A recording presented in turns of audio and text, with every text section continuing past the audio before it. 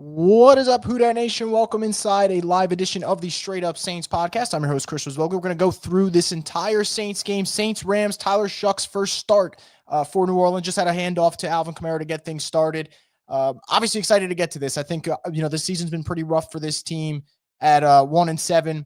Not a lot to look forward to, but we'll see. We'll see if Shough can kind of change the vibe. And for us Saints fans, we're certainly hoping that's the case. And as always, just kind of how we do for our halftime and post-game live stream. Anyone has any comments on the game midway through, we'll pull them up. We'll discuss. We'll chat. Obviously, a lot to discuss here. Second down for the Saints here with Shough.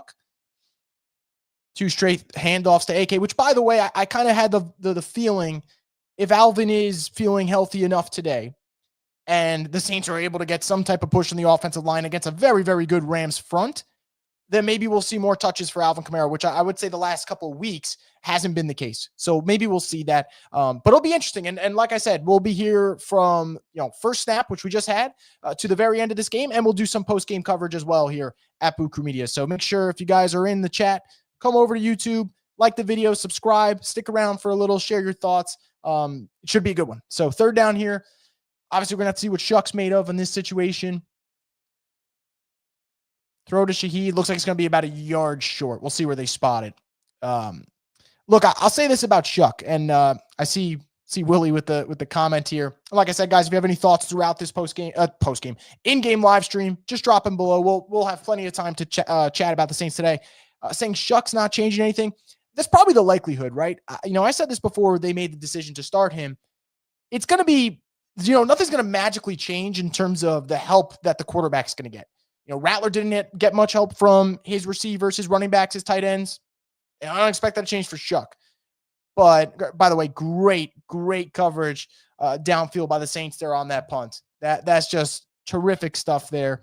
And, again, hasn't been an awesome season for Isaac Yiadom, but that's an awesome play right there on special teams. So good job for the Saints there. Shough's probably not going to get a magical change to personnel and help, just like we complained about with Rattler, right? Not having a lot of help from receivers. The question is, though, you're going to have games where it gets close in. Are they going to be able to keep it somewhat close and maybe win some of these winnable games as the season progresses? Today, I don't consider a winnable game. Maybe the Saints will shock us, but definitely not the case right now. The Rock says, I hate throws short of the sticks. I feel you, man. I mean, that throw to Shaheed on third down, you kind of feel hopeless in that spot when it happens. Here we go. 1st and 10. Stafford dropping back. Kool-Aid about 20 yards off the ball there. First down for Puka. This could be a big game for Puka for sure. No question about it. I mean, be a big game for Devontae. It could be a big game for Kyron Williams. If you got Rams players in fantasy, you're probably feeling pretty good about this team. 1st and 10 again.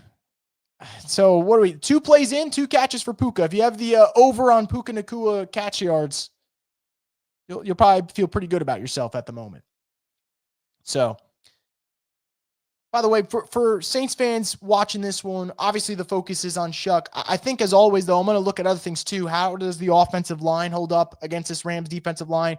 Guys like Quincy Riley, guys like Jonas Sanker, who Devontae Adams downfield makes a play there. Watching the young players, can they develop? And we'll talk about this on Monday and Tuesday as the trade deadline gets closer. But, there's been some rumors the Saints aren't exactly going to have a fire sale. It's got to be for the right price. And, I'm watching this team, whether it is, Alante, Chris Olave, Shaheed, all these guys, like, you're not winning with these players anyway. And it's not a knock on them. I think they're good players. But the Saints got to be in rebuild mode. The fact that they're not willing to just try to move any assets right now is baffling to me.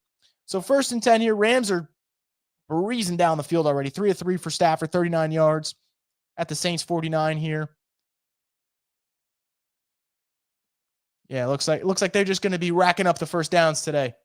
0 resistance. And by the way, this is about the worst matchup you can have on the opening drive, because you have the Rams, coming off extra time to prepare, coming off the bye week. They know Brandon Staley's defense, because remember, Brandon Staley was with the Rams as a defensive coordinator. And obviously the Saints, pretty much this entire season, have been bad on those opening drives. So, I mean, this could get rough in a hurry. This could absolutely get rough in a hurry. But we'll see. Obviously, the highlight's going to be mostly offensive in terms of what we're watching. And if there's ever a game where Chase Young's going to need to be an animal. It's going to have to be today. And he's been fantastic. So hopefully he can kind of keep that streak going. Second down coming up for the Saints here. But, you look at the defensive line. I think Chase, the last 2 weeks, I would say, looks like the type of pass rusher that you feel like you can build around. Again, only 2 weeks. We'll see what happens. But, I've been really impressed with him. The rest of the defensive line leaves a lot to be desired. And obviously the secondary, it's a young group. I thought the secondary would probably be a little bit better. It's probably dumb of me. I thought Justin Reed was going to elevate that group. I don't think he's really done that yet. But we'll see what happens. Still a lot of time here. 2nd and 7 here for the Rams.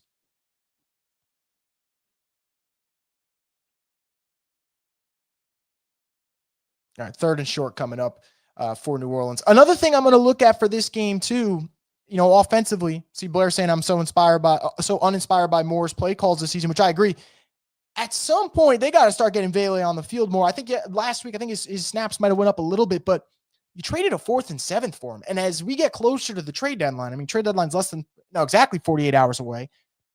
The Saints need to accumulate picks. The fact that they gave 2 away for a guy that's not on the field right now is quite baffling. But I do agree, right? What's the identity of this Saints team? They don't have one. I think, if you're not going to be one of those rah-rah tough coaches like a Dan Campbell, I think you got to be a genius with the play calls.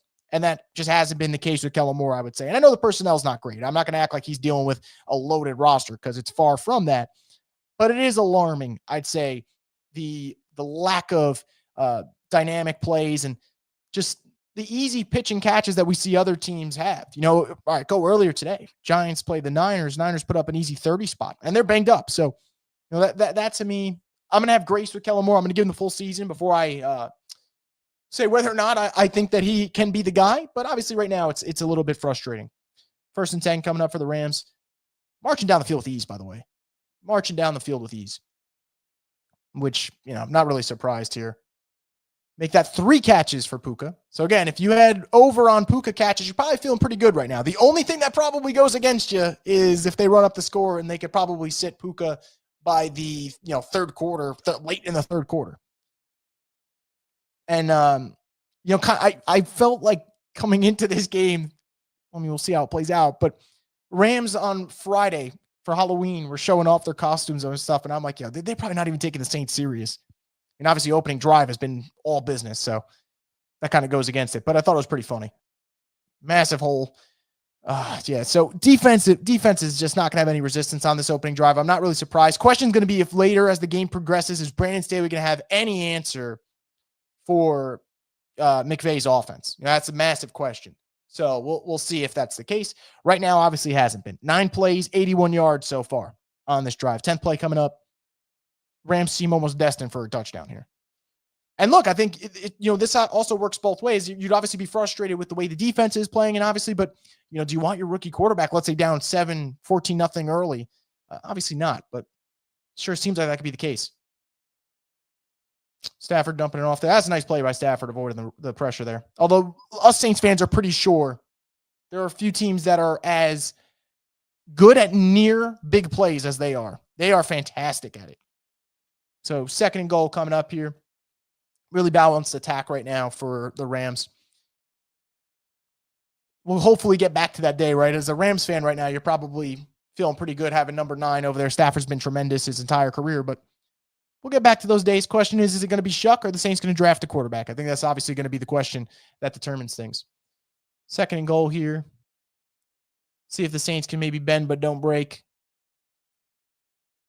Another catch for Puka. Oh, missed tackles. All right, that can't be happening. That can't be happening. So it's going to be 3rd and goal from about the 1. Just rough. Just absolutely rough. You have him there around at the 5. I think you gotta make the play there. Quincy Riley. Quincy had a shot. Quincy misses the tackle. Can't get on Alante there. That's not an Alante. Quincy's got to make the tackle. Kind of got to boost into Puka, too. Just completely whiffed on it. So defense obviously not holding up their end of the bargain right now. Not that the offense did with a quick 3 now. 3rd and goal coming up. This drive's already taking about 8 minutes, man. Long first drive.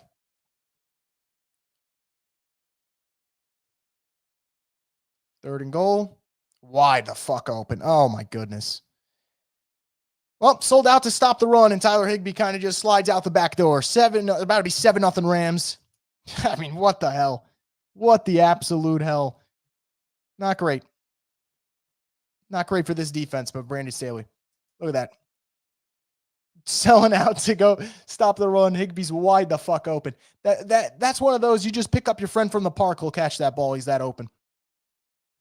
Great opening drive for the Rams. Horrible start for the Saints. Horrible start from the Saints.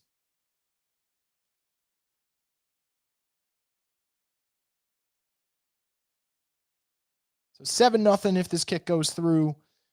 I believe the Rams have had special teams issues this year. They make the extra point, but they've definitely had their share. I think, was it the Eagles game, week 3 about, that had they hit, ends up being a different game. So, see what we got here. Kofi Knows Saints says, yeah, I've seen enough. Fire Staley. I said it a couple weeks ago. I'll kind of stick to this. If the Saints defense doesn't get any better, right, they continue to struggle and struggle and struggle. The one thing that was a disadvantage to Kellen Moore being the hire is you hire him at the end of the Super Bowl and everyone else has made their staff changes. You're picking for your options, for defensive coordinator. They're not vast. So it's, hey, Brandon Staley's available. Kellen Moore and Brandon Staley have obviously worked together. That ends up being your pick.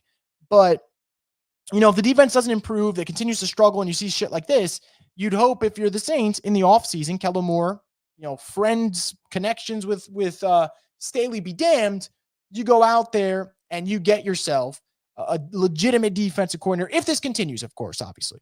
Perp Fanta says we're going 10-7 all the way to the bowl. Trust the process. I wish that. 99 Dog says, where have we seen this before? What the hell is going on with this extra point right now, by the way? Seriously, what the hell is going on? Talked about the Rams having special teams issues. I think we're seeing it right here. Blair says Higbee didn't even fake block. What was that? You're right, actually. It wasn't even like hold the block for about a half second and then just go out. He just straight ran right into the end zone. And it quite frankly did not matter. So, not surprised. Not surprised with this defense. By the way, around the league right now, still got some of the 1:00 window games in. Denver and Houston in a dogfight, 15-15, about 40 seconds left. The Rams finally make their extra point. They did. Hallelujah. That took longer than the fucking drive. Broncos, Texans, still in a dogfight right now, 15-15. Broncos trying to go down the field. Stroud got knocked out earlier with a concussion. So this would be a really bad loss for Denver if they end up losing this. Pittsburgh beating Indianapolis. That's Indianapolis' second loss of the season, Maybe one of the biggest surprises, I thought, was the Panthers knocking off the Packers in Green Bay. Kind of a surprise to me. A little bit of a sandwich spot, I think, because I believe that, I could be wrong, I think Green Bay plays Philadelphia next week on Monday Night Football. So you had Sunday night against Rodgers and the Steelers, emotional game, and then you end up playing, the Eagles on Monday night 2 weeks later, and sandwiched in between is that Panthers game, which, by the way, the Panthers obviously been a respectable team so far. And, it's just a tough spot for the Packers. I wonder, you always talk about trap games. That kind of felt like it.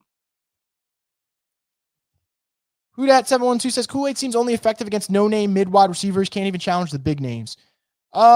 It's possible. Look, it's year 2. I would say that Kool-Aid, to be fair, I thought he played really well against Emeka Egbuka last week, against the Bucs. I thought Kool-Aid had a really good game. I would say that's his second best game of the season so far. Obviously, the first game would be against the Giants, the 2 interceptions there. But, I think you kind of take the good with the bad. This is his first full year as a starting corner for the Saints. We got onside kick fiascos there in the Bengals-Bears game. We'll see what's going on. They're saying the Bengals got the onside kick. If so, that would go down as one of the worst losses possible if you're a Bears fan. We'll see what they say. I'm waiting to get the read on that one as we're at a commercial break right now for Saints-Rams. And obviously, you got the Texans-Broncos game on the other side going on. Red zone sometimes is God's gift to the world, I swear. It's nice having multiple games on. Which, by the way, if Chicago didn't recover this, I'm waiting to see real quick. Oh, boy. I think Chicago doesn't. I don't think they recover it. Guess we'll see. Wesley says, what does Alontae Taylor do well? I mean, he's a good player. I say he's a physical player. Sometimes that physicality ends up leading to whiff tackles, which obviously isn't ideal. I would trade Alontae, though, personally, because I think Alontae is going to have to get paid. So I'd rather take my 3rd round pick for him, 4th round pick, whatever it might be, and call it a day. That's just me personally. Wesley says, I still understand the heat on Kool-Aid, but he's still young, has shown flashes, could develop into a cornerback too. Yeah, I mean, look, like I said, he still his first full season as the starter. And all right, so it did turn out the Bengals did recover the onside kick. So we'll see if the Bears hold there. That would be a fucking brutal loss for Chicago. Brutal loss for Chicago if they end up losing that one. And by the way, I mean, Dennis Allen's defense, giving up 35 points to Joe Flacco. I know Joe Flacco's been kind of on a heater ever since he got his way to Cincinnati, but that's crazy. All right, second drive here for Tyler Shough. See what the rookie's made of. First drive obviously did not go according to plan. Really, really quick out. Handoff to, was I believe an option to AK. Handoff to AK, and then the throw short of the sticks to Rashid Shaheed. You want to see flashes today with Shough. You want to see flashes. Will we get that? We'll see. But that's what you're aiming for. 1st and 10 here. Ball gets batted at the line of scrimmage. Thankfully, not an interception. So that's not the flashes you want to see, if that's what we're talking about. Oh boy, man. Cincinnati might go ahead and win this game. Jesus Christ, what a fucking whiff that would be for the Bears if they lose. 2nd and 10 now for Shough and the Saints offense. So far have done nothing through 4 plays.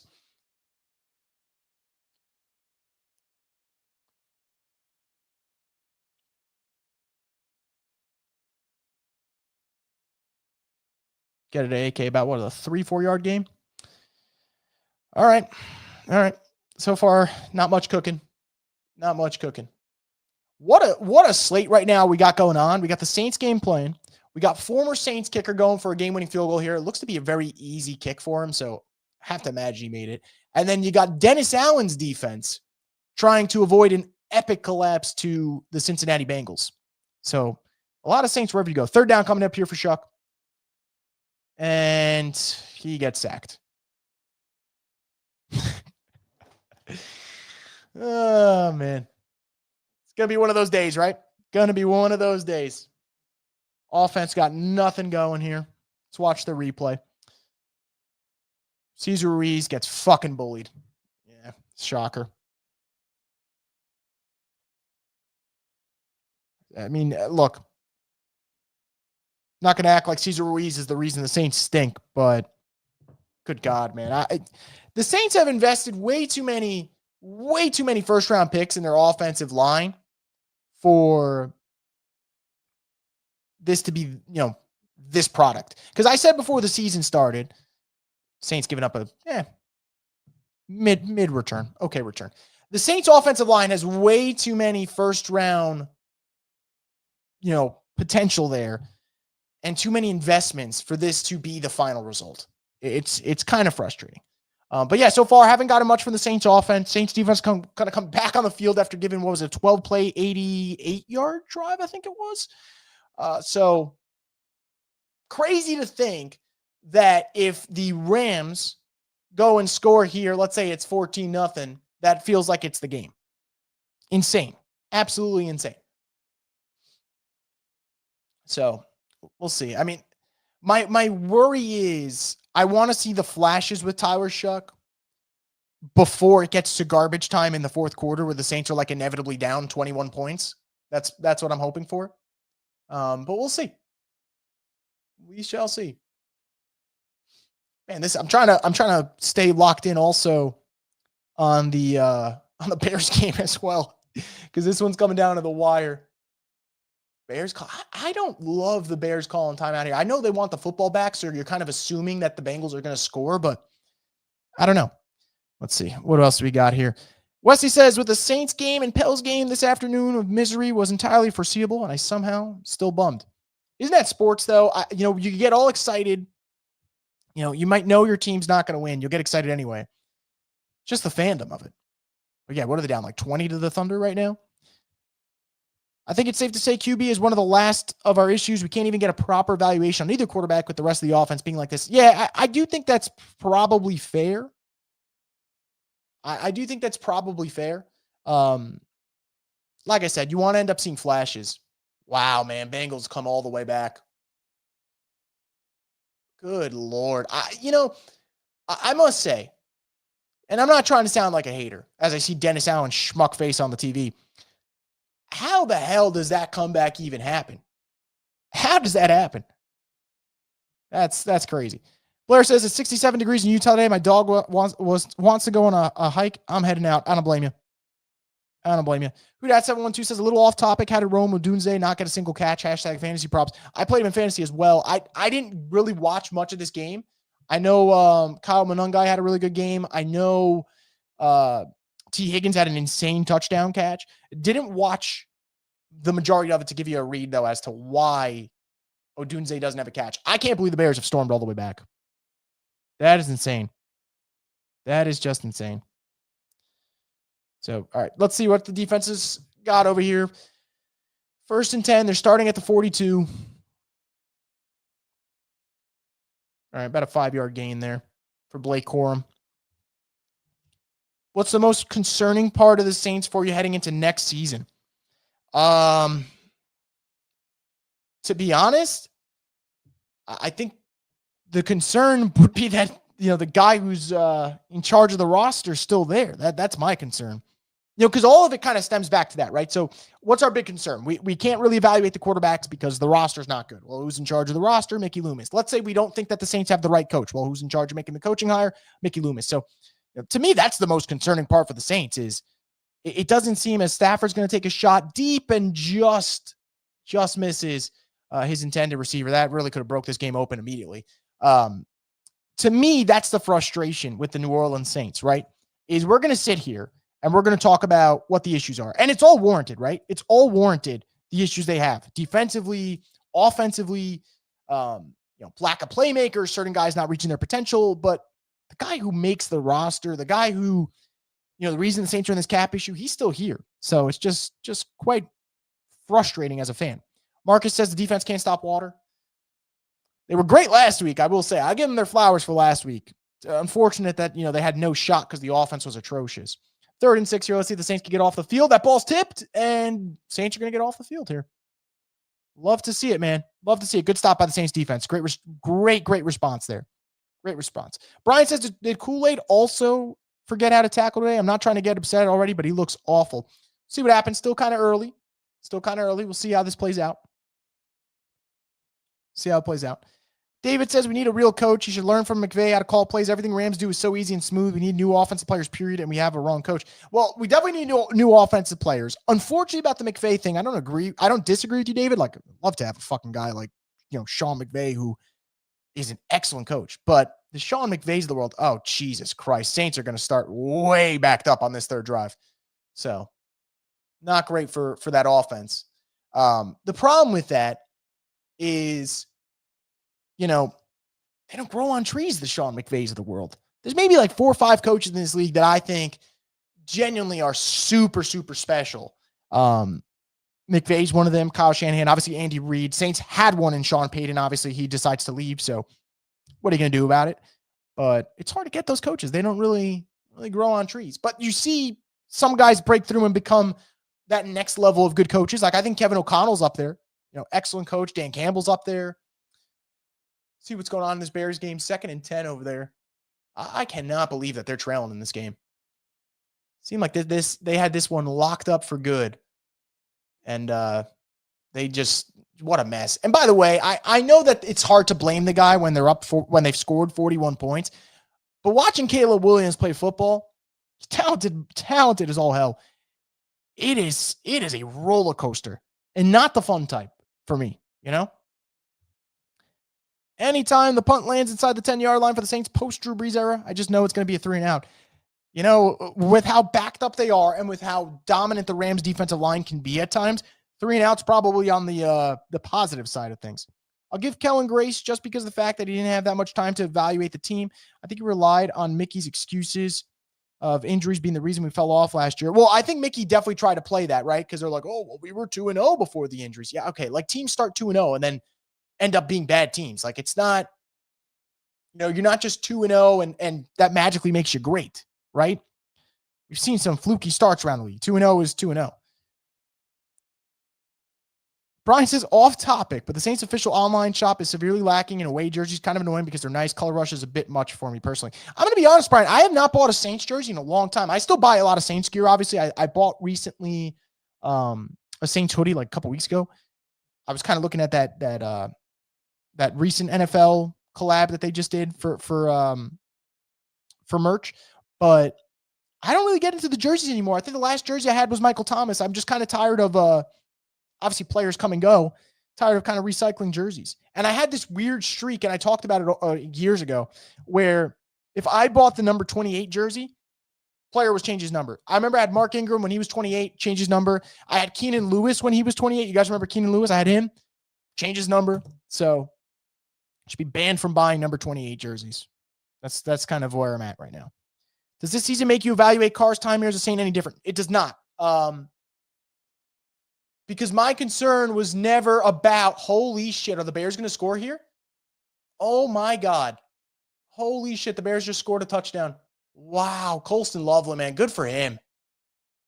What a thrill. What a thrill. To get back to your question, I apologize. My lack of awareness kicked in there. No, I think the way I viewed Derek Carr, like this argument last year, people were like, oh, is Carr, Rattler, who should start? Carr was obviously the better quarterback. It wasn't a question. The reason I don't evaluate Carr's time different here is the Saints signed Carr because they thought he was going to elevate them to a next level, and he just never did that. So for me, that's where the frustration kind of, kicks in. That, it's not like Carr's a respectable quarterback. It's just Saints signed him to be more, and he wasn't. Shough throws to Brandon Cooks. By the way, hear me out real quick. Why the fuck do we have Brandon Cooks at this point on this team? Where does he fit in with this timeline? That contract was so weird to me when it happened. Feels even weirder now. So just bizarre, man. Just super, super bizarre. But oh well. What are you going to do? 3rd and 2 coming up for the Saints here. Love to see them get a first down here. They have not had a first down at all. So maybe this will be the one coming up. Got Devin Neal at running back. Olave in motion.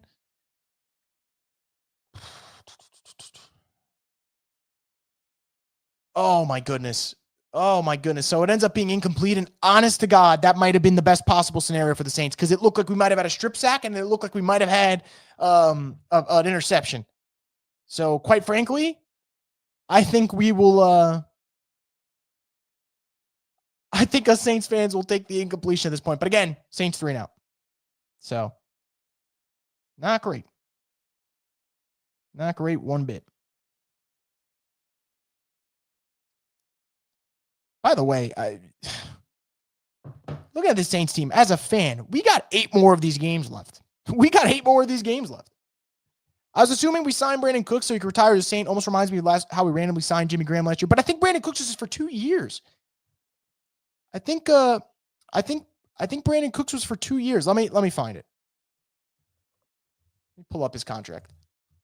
That's what confuses me. Yeah, two-year, $13 million deal. 2-year, $13 million deal. Don't really get it. By the way, we are towards the end of the first quarter. Saints still don't have a first down. Just brutal.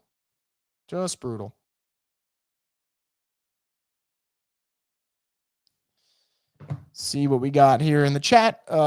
David says, Carolina went to Green Bay and won and played hard with pride. Saints have no pride or heart. We all have excuses. Offense players don't care. Media talks negative about them and they don't improve.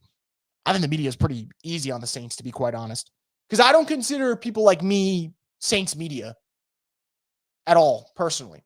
I think people like me, we're just like podcasters. I am in the media with other things, obviously, in terms of writing, but I'm not at the facility.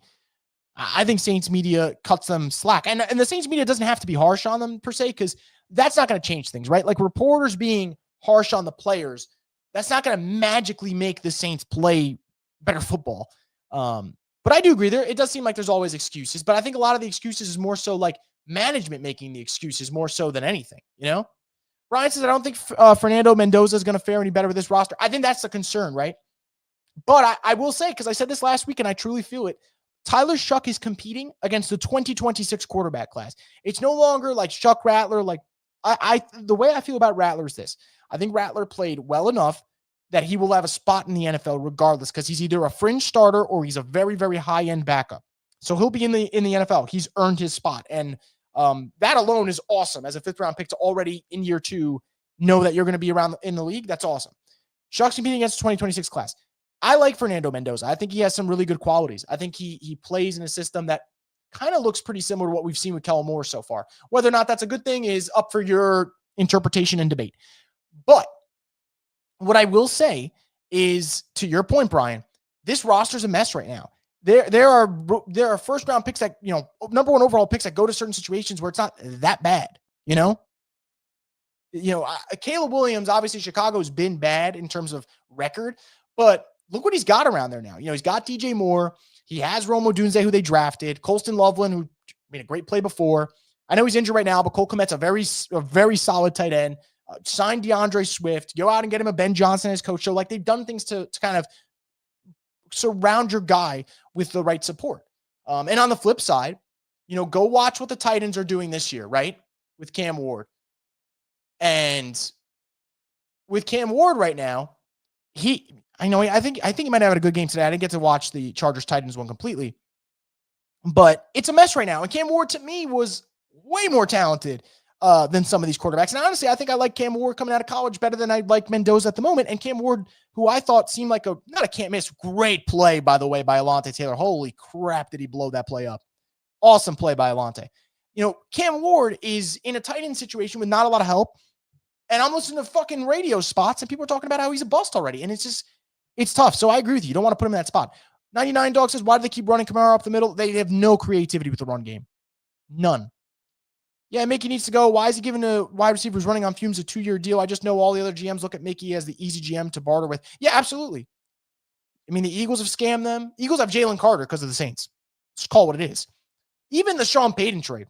All right, we traded Sean Payton for Brian Brzee. Really? I think Brzee's a okay player, but not winning that trade, that's for sure. 3rd and 8, let's see the Saints get off the field. The answer to the question, they cannot get off the field. First down. Bullshit. Margaret says, did you really think this would go any differently? Rams are a tough team. I thought our 2 wins would be against the Panthers. Not sure about that anymore. Well, I think, this has gone the way I expected, Margaret, for sure. I didn't think the Saints were going to beat the Rams. I'd like to see them look a little bit more competitive offensively so far through their 3 drives. It's looked like just peewee folks football.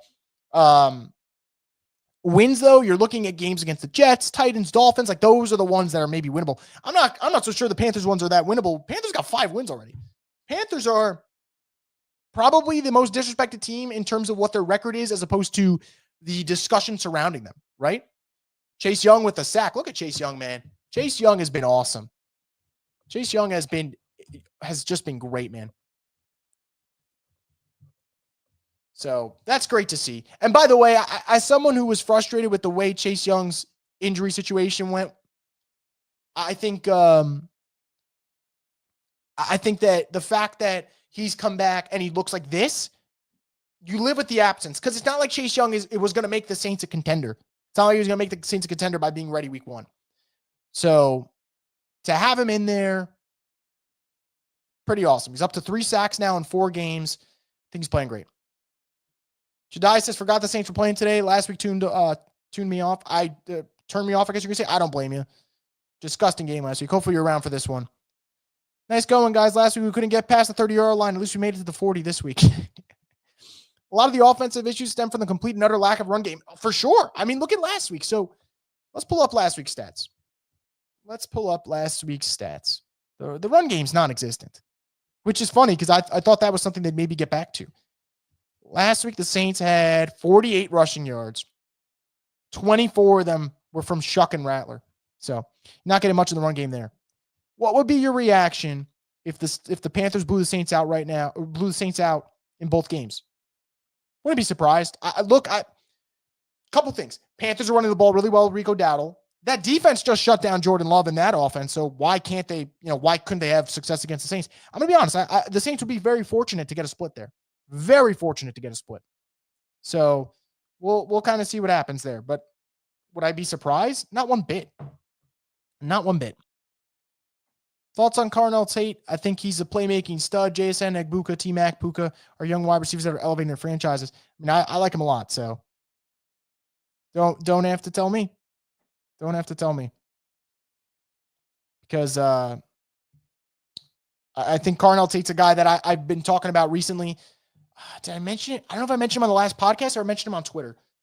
I'd love to take a guy early because the Saints are going to be picking top 3 and then move back in the first round if Carnell Tate starts slipping in those 20s.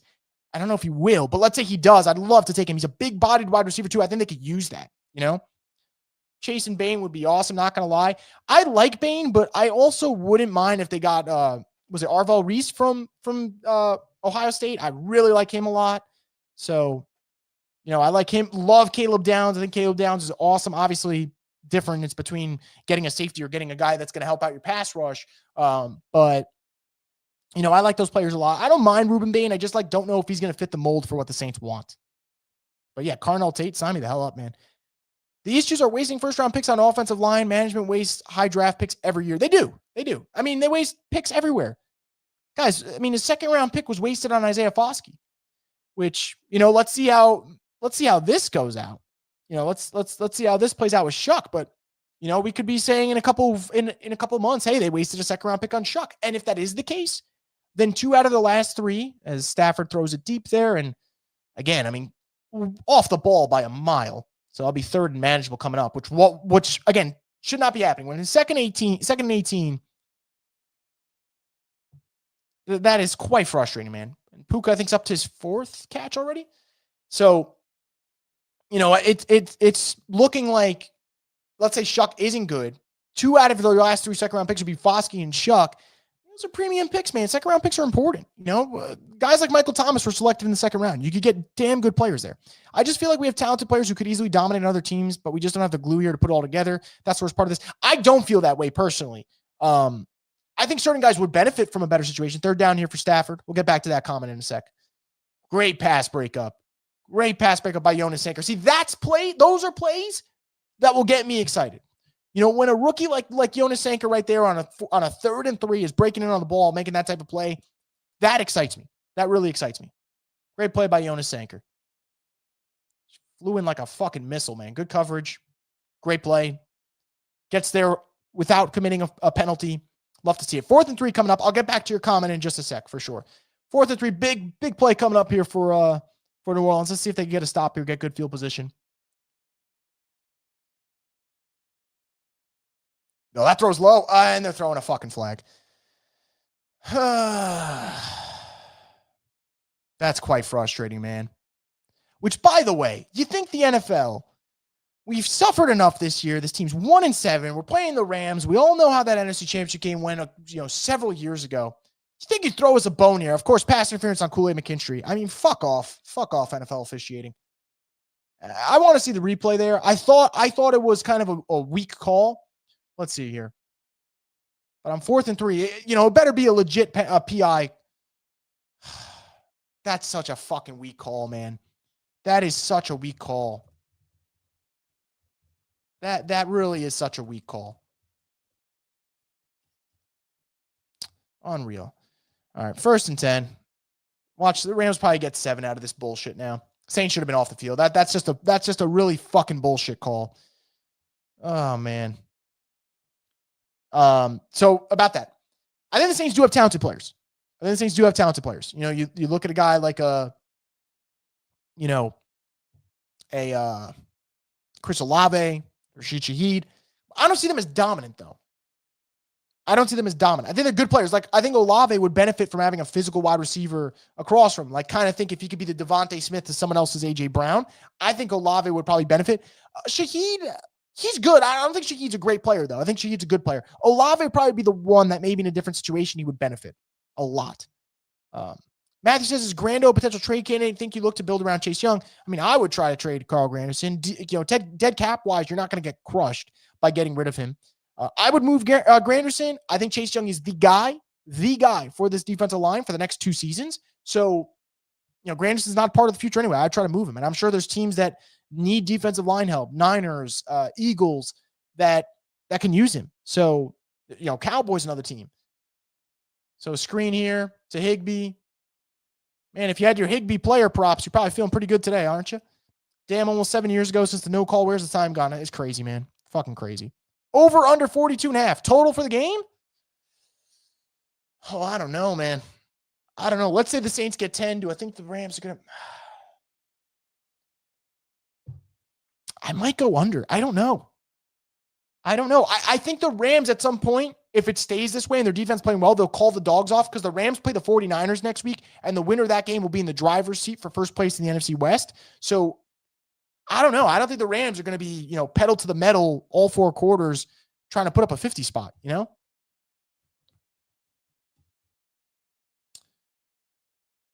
to be first and goal coming up.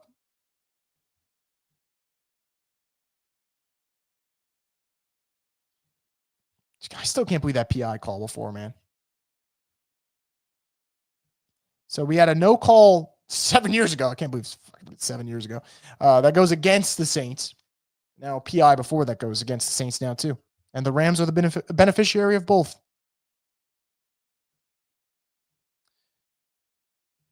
First Saints watch party on Boo Crew. It is. And we'll probably keep it this way for the rest of the season at this rate. Hopefully we'll try to keep you guys entertained. First and goal, rolling out, probably wide open. Nope, never mind. All right. Jonas Sanker, by the way, has come to play. Sanker's come to play, man.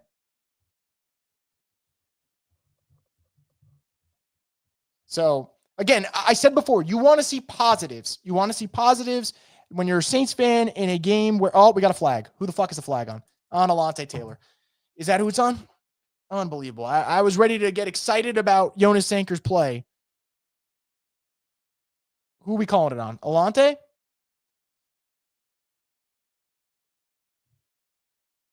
I mean, really? That's another weak fucking call, man.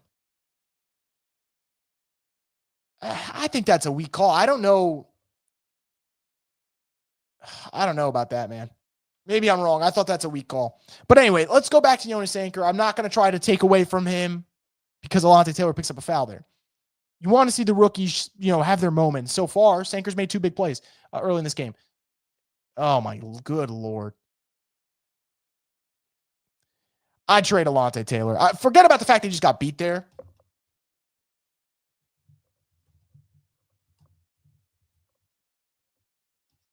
I would trade Alontae Taylor. Look, you are not going anywhere, obviously, with him. All right?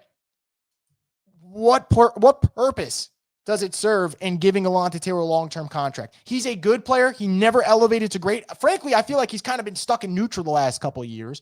And look, I think that if you can get a late day two pick for Alontae, you need assets. He could actually end up being a game changer for someone else. And where the fuck is that extra point going? Good Lord. If you're sitting in the stands, congrats, you just got a souvenir. Rams kicker just sent that one all the way back to New Orleans. Look, Alontae is not part of this future. He's not part of this future.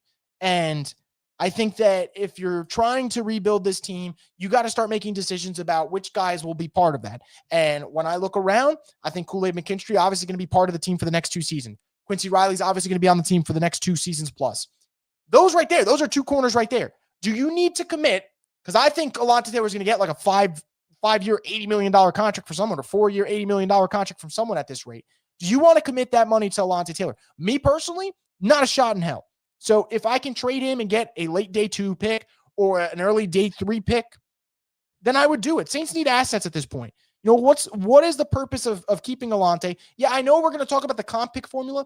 I think the comp pick formula sometimes is dumb, though, in the sense that the Saints are going to be sitting there worrying about who they should and shouldn't sign to get comp picks, when in reality, they need as many picks now to improve this roster and replenish it with young talent. So to me, this is not a knock on Alontae Taylor, the player. This is a knock on the situation. Do you want to commit long-term money to him? My answer, no. So for that, I'd end up trading him. That's just, for me, that's the way I'm going to look at it if I'm the Saints. So that's just where we're at. We'll see if they end up doing that. I don't think they will, but that's where I'm at. Who are the must-keep players in the roster for you if there are any? Your offensive tackles. I think Fuaga and obviously Banks. Your whole 2025 draft class, you're not trading anyway. Obviously, that goes without saying. But I would say Fuaga. I would say Kool-Aid McKinstry. They're not going to trade. I think I genuinely do think they really like Kool-Aid. I know people don't like Kool-Aid. I think the Saints genuinely like what he brings to the table. And they feel like, yes, you're going to take the bumps this year. But this almost feels like his first full year because last year he did miss a lot of time. And there was a logjam. I mean, he came to a Saints team that had Marshawn, Adebo, Alontae Taylor. So by default, he was like the fourth string guy from the rip. So, I think the Saints are going to have to figure some stuff out, But look, the tackles, like I said, I'd be keeping. I'd keep Kool-Aid. Obviously, you're keeping Chase Young. You're not getting rid of Chase Young. But everyone else, I'm okay with them trading their wide receivers. I'm okay with them trading Alontae Taylor. I'm okay with them trading Carl Granderson. I'm okay with them trading Pete Werner. I'd be okay with them trading DeMario, who, again, I love DeMario Davis. But you're talking about the future of this team and what it's going to look like. I'd be fine with it. I'd be fine with it. Noah Mason says McKinstry's Garbo. Look, I don't necessarily disagree with fans being frustrated with McKinstry. I just know the Saints are going to want to keep McKinstry around. It's just year 2. He's had 2 really, really good games this year. Last week, he was tremendous. I'm sorry. You take the good with the bad. Last week, he was genuinely tremendous. Giants game, obviously, the 2 interceptions was big time. So the Saints are going to take the good with the bad with him. Next year, if he looks like this, then you get frustrated because you don't see that year-to-year development. But there's going to be bumps and bruises. And even now, I'm sorry, guys. That was not PI on that drive. That was the weakest PI call on 4th down. That should have been good enough coverage to get them off the field. Michael with a super chat. Thank you for the support. Michael says, O-line looks bad. Yeah, no, I talked about it before. There's too many assets in this offensive line for it to look like this. Got Taysom at quarterback here. Obviously, we got a run coming up. And it goes for, oh, wow.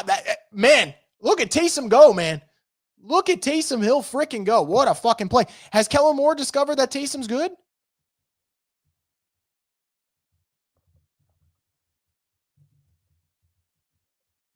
Looked like he was in his prime there. What a run from Taysom Hill. All right, Saints offense got some motion now to it. Saints offense got some motion. Gotta get a score here on this drive. And Cesar Ruiz is down. Oh, boy. And, the timing of that is rough because there's been some rumors about Cesar Ruiz potentially being a trade block.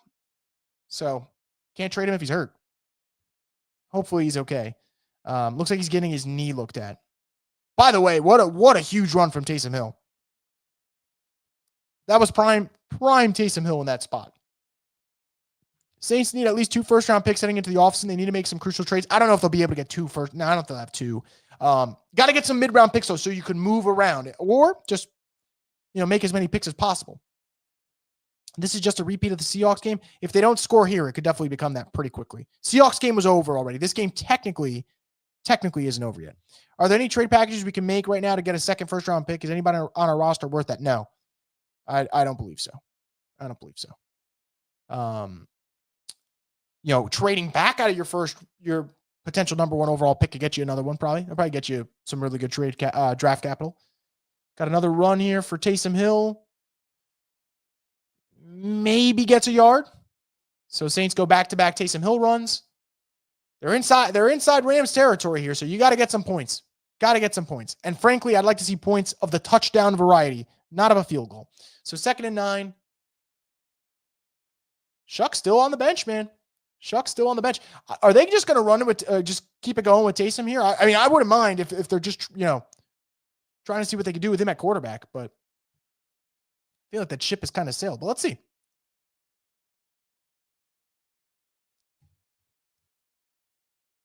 And that ends up going nowhere. So now we're in 3rd and 9. At this point, I'd leave Taysom out here. I think throwing Shough on for 3rd and 9 would be fucking hilarious.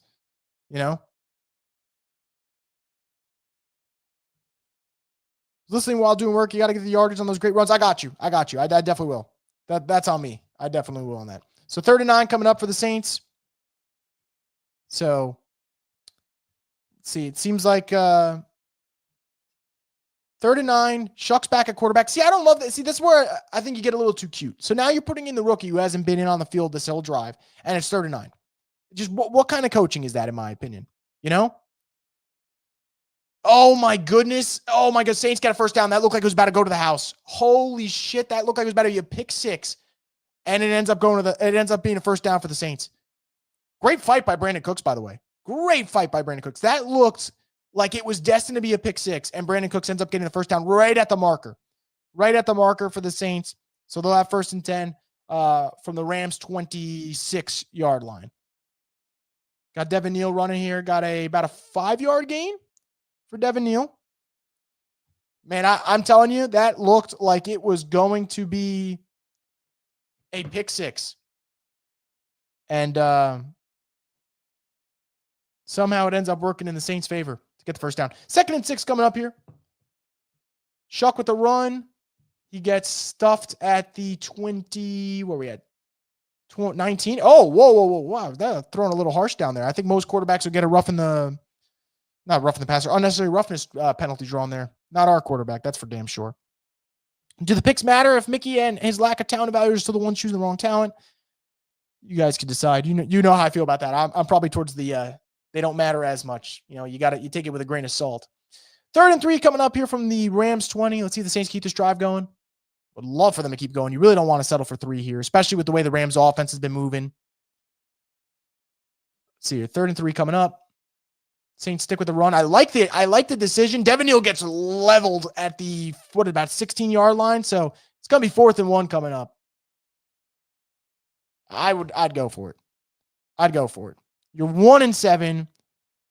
4th and 1. I'm going for it if I'm the Saints. Devin Neal got absolutely lit the fuck up, by the way. Looks like the Saints are going to go for it. I think it's the right call. I think it's absolutely the right call to go for it here. See if they could get it. 4th and 1. Got Shough out under center. Oh, I thought the Saints moved. Yep, and they did. Execution, man. Execution. Lack of execution for this Saints team. And that can't happen in that spot. That can't happen in that spot, man. Shitty penalty. It's 4th and 1, man. And Calvin Banks ends up moving early. 4th and 6 now. I'd love to see the Saints still go for it, personally, as opposed to kicking a fucking field goal, but they're going to send Blake Grupe out there and they'll take the 3 points. But, if he makes the kick. Blake Grupe here, coming on for a field goal try, relatively short, and he'll make the kick. But, man, lack of execution. Lack of execution, man.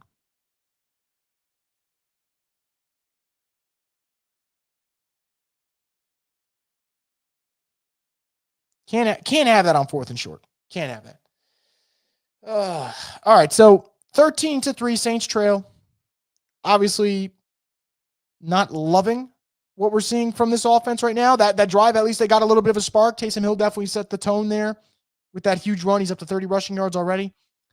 But yeah, this is not what you want to see in that spot. 4th and short, you want to at least get the playoff. If you get stopped, you get stopped. To end up having the play blown dead due to a penalty is quite frustrating, man. Quite frustrating.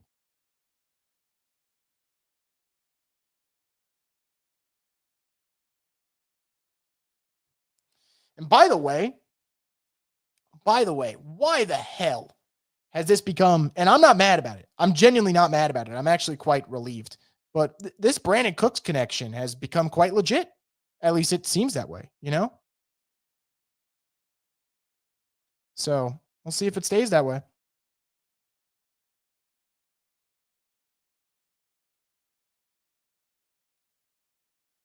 So Brandon Cooks right now has been the go-to target.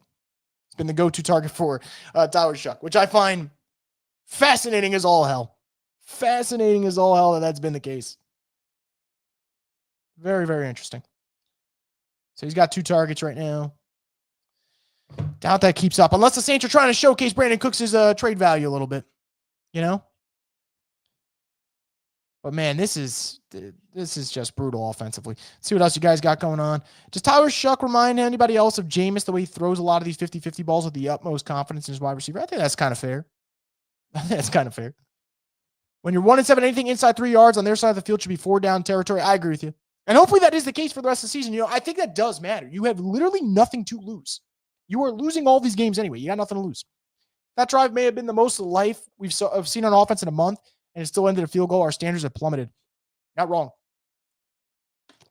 Definitely the best drive we've seen in the last 2 weeks, sadly, which, again, not saying much. They have as many points today as they did last week, and ain't that embarrassing? Just really, really, really brutal for this offense. Great chance here for the defense, though. Can you get off the field quickly? They haven't really had that yet. I mean, they did have that one stop, but let's see if you get off the field quickly here and get the ball back to your offense and maybe see if your offense can do something in a 4, maybe 2 minute, maybe 4 minute situation here. You know?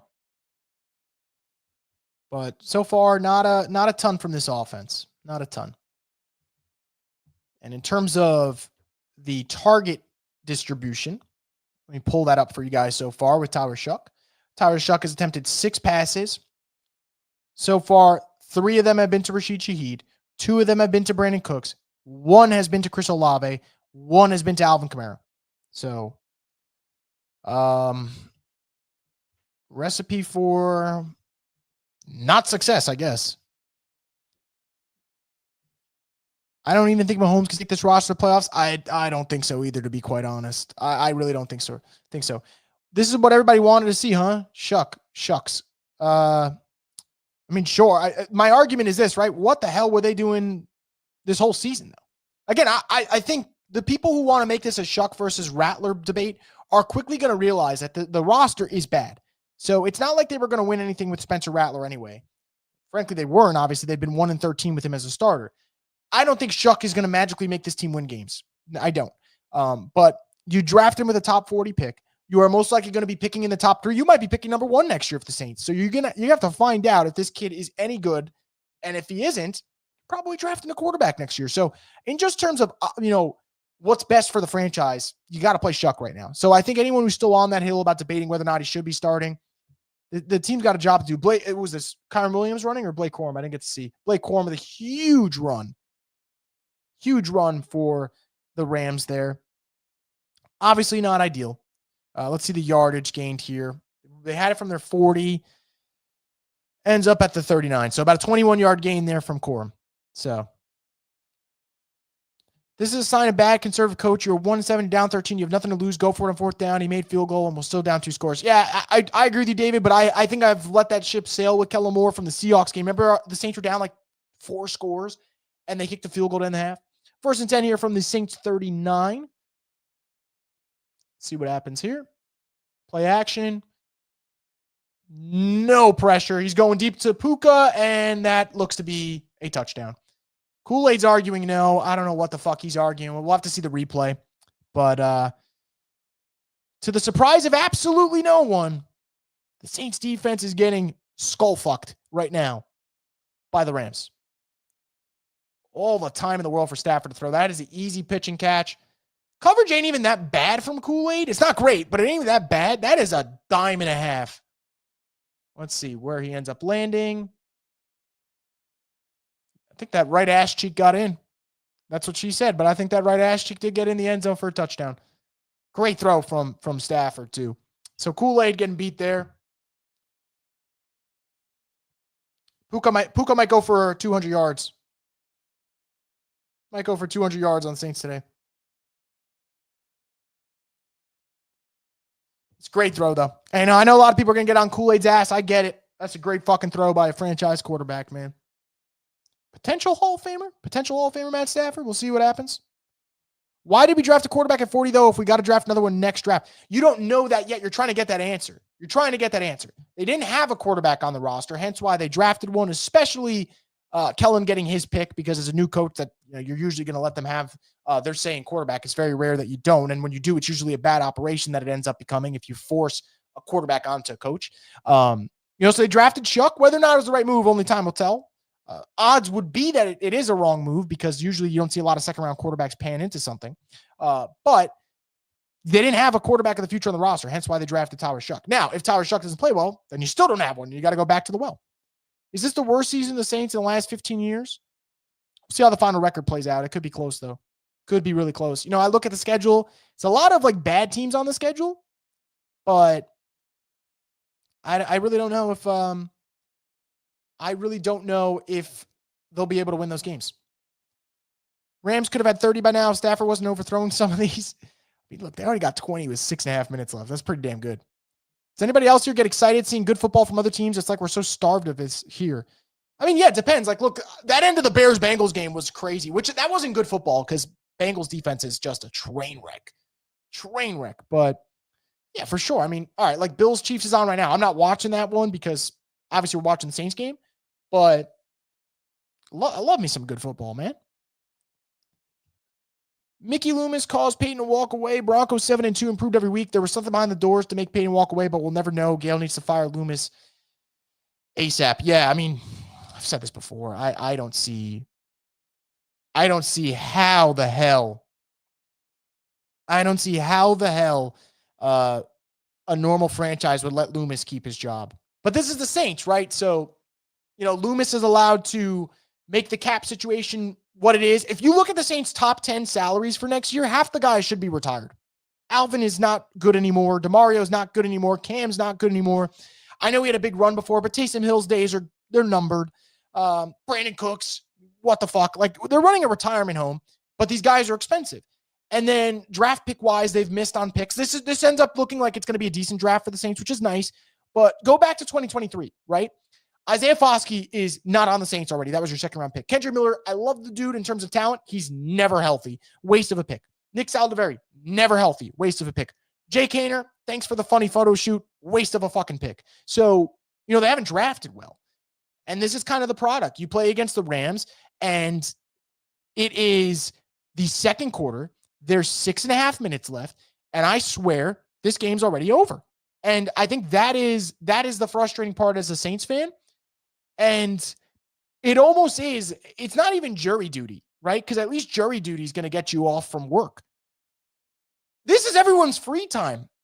And you're willingly watching a Saints product that, quite frankly, is an abomination.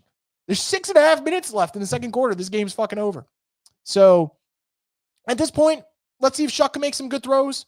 Had one that was a little interesting to say the least, and that was about it. WhoDat 712 says, if you thought the Jameis versus Carr debate was dumb and pointless, and it was, the Rattler versus Shough debate is going to be max level stupid. It already is max level stupid. I'm tired of people like on Twitter like, oh, you weren't supportive of Rattler. The hell I was. Let's see. Oh my God. All right. What the fuck are they doing? Do the Saints practice from Wednesday to Friday? Serious question. Do the Saints practice from Wednesday to Friday? What do they do at practice? Jesus Christ. I mean, that looked to be like it was a nice design for AK to have some space. It ends up going nowhere. What do they do at practice? I'd love to fucking know. 2nd and 10 coming up here from the Rams 35. Olave motion. We'll maybe see if we get him a target. Nope. Pitch play to AK and what we got? 3-yard gain. Whoop-de-fucking-do. 3rd and 7 coming up. Looks like they can go 3 and out in about 2 seconds. We'll see. By the way, that's how bad the Saints are. The Dodgers scored, I believe, 5 runs yesterday, right, to win the World Series. I don't know if the Saints are going to pass that number today. I know they got 3 right now, but there's no guarantee they pass that number. 3rd and 7. See if we get some good stuff from Shough here. Haven't seen like a wow throw yet. We're also due for a Juwan Johnson drop, by the way. We are so due for one. He hasn't targeted him yet. But who knows? We got a whole half of football left. We're due for Juwan Johnson to drop it. Shough pressured, and AK drops it. So I got the drop right. I got the wrong fucking player. Pick any of them. And by the way, I absolutely love that Alvin Kamara said, oh, if the Saints trade me, I'll go sip pina coladas. Bro, you haven't been good in like 2 fucking years. Saints paid him, though. And I love Alvin. I really do. He's an all-time Saint, but good God, man. If we're going to have a real honest discussion about Alvin Kamara, the honest discussion is he can't be on the roster next year. That's the honest discussion. So we'll see. We'll see what happens. I'm sure he will be back, though, because the Saints love to run a fucking, they love to bring back the geezers. I mean, look at the graphic. Cam Jordan and Alvin Kamara in the graphic. They're not good anymore. But that's who we have to show. I mean, who else is Fox going to show? We don't have any good football players. We're going to show the 2 offensive tackles. I think it's safe to say this season the Saints are officially the second bye week in team schedules now. It is. It is. So the funny thing is, because you guys know I'm from New York, the funniest thing is every week, if you listen to New York radio, all they bring up is they'll talk about the Giants and they'll look at their schedule and go, how did they lose that Saints game? It's like them losing to the Saints was the biggest insult. It's like someone murdered all of their family members that they lost to the Saints. And That kind of makes me laugh a little bit inside. That's kind of funny. That might be their only win this year, though. Although Saints play the Jets later this year. I think the two organizations have to decide that if fans are willing to go to that game, they should not pay their hard-earned money to go to the game. They should be paid to go, not spend money. They should get paid to attend that game. And I think the same thing can be said about Saints Titans and Saints Dolphins, So that's just kind of where we're at. David says they should throw a white flag like in boxing, go home. I wouldn't mind. Kellen Moore should go up to them kind of like in Kicking and Screaming, be like, one of our guys left his sock, so we forfeit. That's kind of where we're at.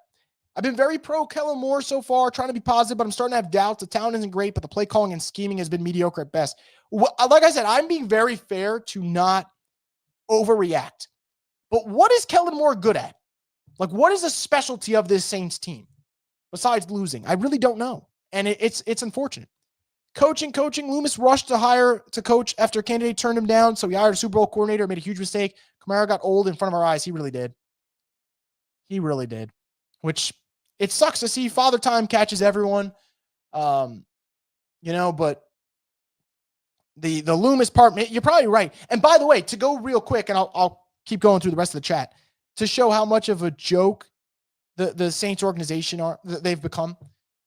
If Kellen Moore's not the right hire, what other GM is going to be allowed to, all right, Sean Payton leaves. You hire Dennis Allen, who, by the way, fuck that dude. I can't stand him. He's one of my least favorite coaches ever. You hired him. He stunk. Shocker. The guy who couldn't win games with the Raiders couldn't win games with you. You get a chance to hire another coach now. You get a second opportunity. That doesn't always happen, and you hire Kellen Moore. If Kellen Moore is not good, Mickey Loomis might still get a third opportunity to do this. And then you're going to have to look in the mirror and go, maybe the guy that's hiring these coaches isn't any good. Paul said in WFAN, man, Sal Licata, the GOAT. Vulture Mode says, do these dudes effing practice? I really don't think so. I said it before, and I feel that way firmly. Here we go. It says, I have to apologize to Stafford. I legit bashed him all offseason, thought he was done. I don't know what Voodoo used to play better than he ever has. He's looked fantastic. Look, honestly, Stafford is like a borderline MVP candidate this year. I don't think he's getting enough credit. Second down coming up. Man, I really thought we'd have some. I didn't think the Saints were going to win today. I thought they'd get blown out. I thought there'd be a couple of plays here and there where I go, okay, I'm feeling pretty good about this team, or we're feeling pretty good about Shough. And I honestly, guys, I can't pick a single play today. Their best play was a throw that almost became a pick six. 2nd and 10. First down coming up. Missed tackle from Sanker, so that you don't want to see. Why play the second half, honestly? And what the hell does Kellen Moore possibly say at halftime? The team sucks. He sucks. Trade deadline's coming up. The GM apparently don't want to trade anyone because, doesn't want to sell guys when the price is low. As if the Saints are winning games with these players anyway. Just trade him out of here, man. Kellen Moore walks the sideline like he's only an OC. I think that's kind of fair. I understand what you're saying. It sounds like odd, but I understand what you're saying. Serious question is Devin Hester on this team? If he's on this team, do the Saints look a lot different? Do they look a lot different? I mean, special teams would be awesome. Devin Hester's the GOAT. Come on, man. You know the drill, Casey. There's no Devin Hester disrespect coming from me. Fire Mickey and hire Chris. Let's just fire Mickey, and then I'll keep doing the live streams. That would be a emergency pod for sure. If they fire Mickey Loomis, I'd be on for a whole fucking day. That's why baseball has become my favorite sport. They can't cheat like that in baseball unless it's balls and strikes, but even then, planning on implementing a system to make that fair. I mean, sure. I think every sport we could argue whether or not, there's cheating or not. I think for football, who knows? NBA obviously got their own gambling scandal going on. Dude's wide the fuck open. Again, I am going to ask, what do the Saints do in practice? What do they do in practice? Jesus Christ, man. If the Rams wanted to win by 60, I actually think they could do it. I really think they could. Terrence Ferguson was just wide the hell open. Wide open. So here's where we're at, man. There's going to be an 8-hour true crime documentary on Mickey Loomis in 5 years. I just know it. Oh, man. Never forget this guy. Dennis Allen didn't make the playoffs. And this asshole brought a sheet of the all-time coaches. Bill Belichick, Chuck Noll was like reading about them and how they started off slow and then became Hall of Fame coaches. And he tried to convince us that Dennis Allen is next on that list while he's chewing gum like an asshat. And guess what? He started the season 2-7. He had to fire him. And he was sitting there like trying to be sassy with the fans and the reporters about it. I can't stand Mickey Loomis, man. And this is where it's come to. Mickey and Willie Green should be on the same flight out. Is Willie Green still employed? Is Willie Green still employed? That's a problem. It's too many smiles in practice for a 1-8 team. I know everyone's like, oh, the vibes are great. Okay, cool. I guess I like losing. 2nd and 9 here for the Rams. I think they're just going to let it hit the 2-minute warning. No?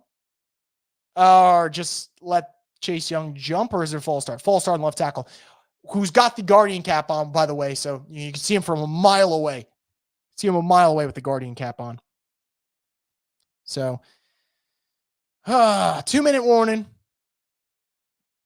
Oh, man. I just don't get it. Can we have LSU-style boosters who will cough up $50 million to pay Mickey to go? No, instead, Gail Benson just, she was named the most powerful woman in sports, I think, recently. Maybe it was by Forbes. I don't remember who did it. And, yeah. You are 8 passes in of a rookie's QB's first start, and you're abusing the GM. I mean, why not? Look at the roster difference between these two teams.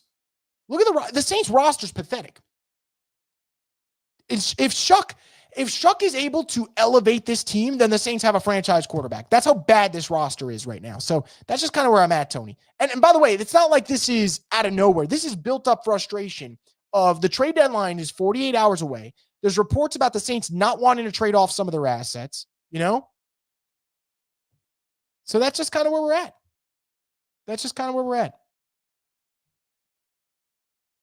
Remember the 2005 Hurricane Katrina team? They went 3-13 every game on the road and played with heart. These players not even trying. It's embarrassing to the great city of New Orleans and State.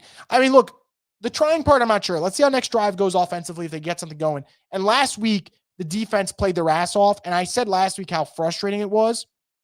The defense played winning football last week. Baker Mayfield had arguably his worst game of the season. But it didn't matter. You lost 20-3, I think it was, right? So there's just no hope. This roster is deprived of talent. 23-3, excuse me. And they're losing games to teams by bigger margins now than they should. Like, lost the Bears by 12. I don't think the Bears are that good. I know the record's good, but the Bears are a sloppy football team, So that's just where I'm at. Accurate statement, all this shows how much you need to fix if you're the Saints, and it's a CVS receipt. It is.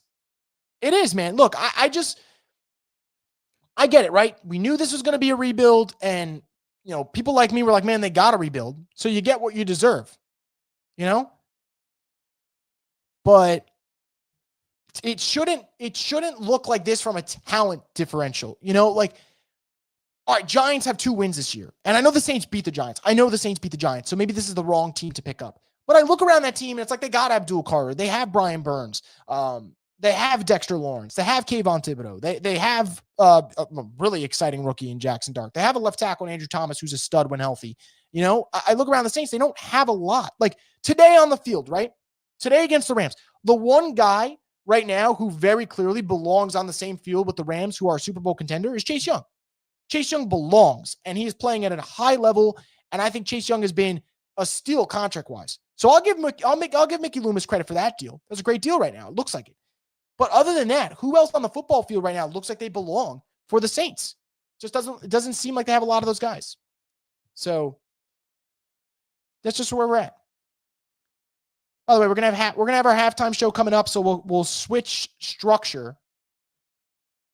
We'll switch our structure for the halftime show in terms of how we're doing it right now. Right now, I'm just reacting to what's going on the field. Stafford rolling out, throwing right, first down.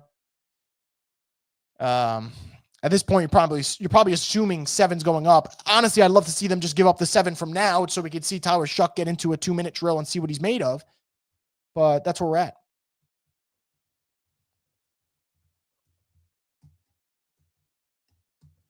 So, minute 53, 1st and 10, inside the red zone. I believe inside the red zone. Yes. Saints 16, are they at? Let's see. Yeah, Saints 16. 1st and 10 coming up with Stafford. By the way, he is 17 of 20 for 207 yards and 3 touchdowns already. That's nasty. Nasty work. Second down coming up. Kellen Moore's going to have to make a decision on timeout soon. So, we'll see. We will see.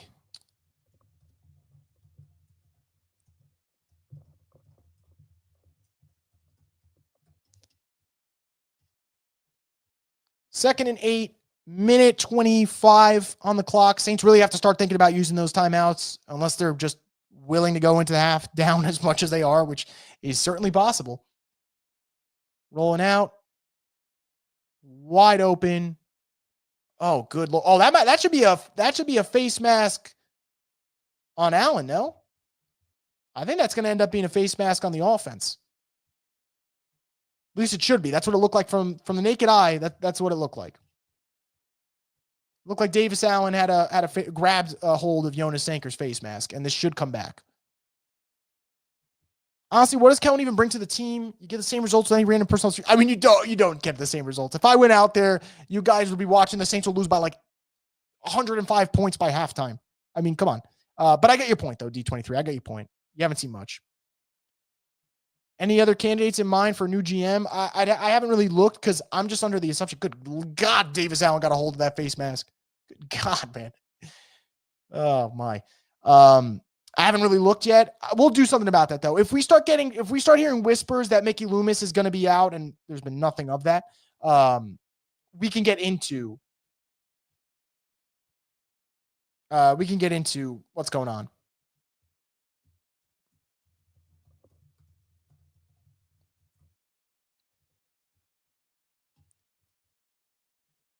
Second and 15. We got a timeout on the Rams. I really, really hope the Saints are at least able to get a late drive here. And that's why I kind of wish they used a timeout. You got 1:09 left. If they just roll, this is where, and I'm gonna save my breath for if this ends up happening, but this is where I start to get frustrated is, are we just not going to be able to see Tyler Shough operate in like a quick hurry up offense, 1 minute, 2 minute drill type situation because Kellen Moore is just afraid to use his timeouts? I don't get it, man. I don't get it. I 8 games left after this. I'm pretty confident he's not a head coach, but we'll see. He is a head coach, but he's not a head coach, if you know what I mean. It's just really, really frustrating. Do you think this is an issue that goes all the way up to Saints owner and the lack of urgency pressure? Yeah, for sure. I no doubt about it. At least that's what I feel. Second and 15 coming up.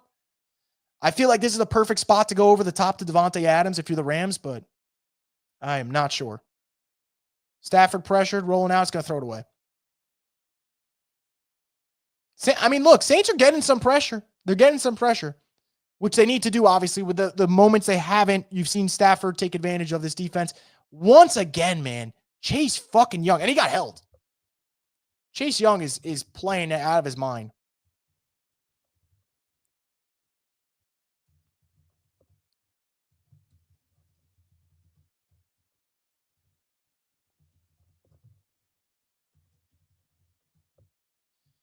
Third and 15. Would love to hold him at a field goal here for the Saints. Not that it's going to change the outcome of this game, most likely, but definitely don't want to give up 7. And you don't want to give up a first down either, obviously. You want to see if Tyler Shough can get on the field here and maybe operate with some timeouts in his back pocket. Stafford throwing and incomplete. Justin Reed dove. It looked like he Superman dove across the screen. So Saints bend but don't break. So we shall take that as a victory around here for this team. The Jaguars kicker, where did he kick that one?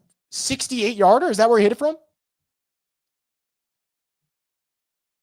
We held them to a field goal, hang the effing banner. I know, man.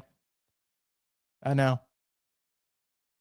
Don't worry, Shough will make halftime adjustments and win the second. I mean, he's not the coach, but I know you're being sarcastic, but yeah. Does it seem like Kamara's quit? He isn't even running hard. I don't know. He's always been, oh my Lord. Rams missed a kick. I don't know if the Rams kicker has Saints spread and he's just trying to keep this thing close.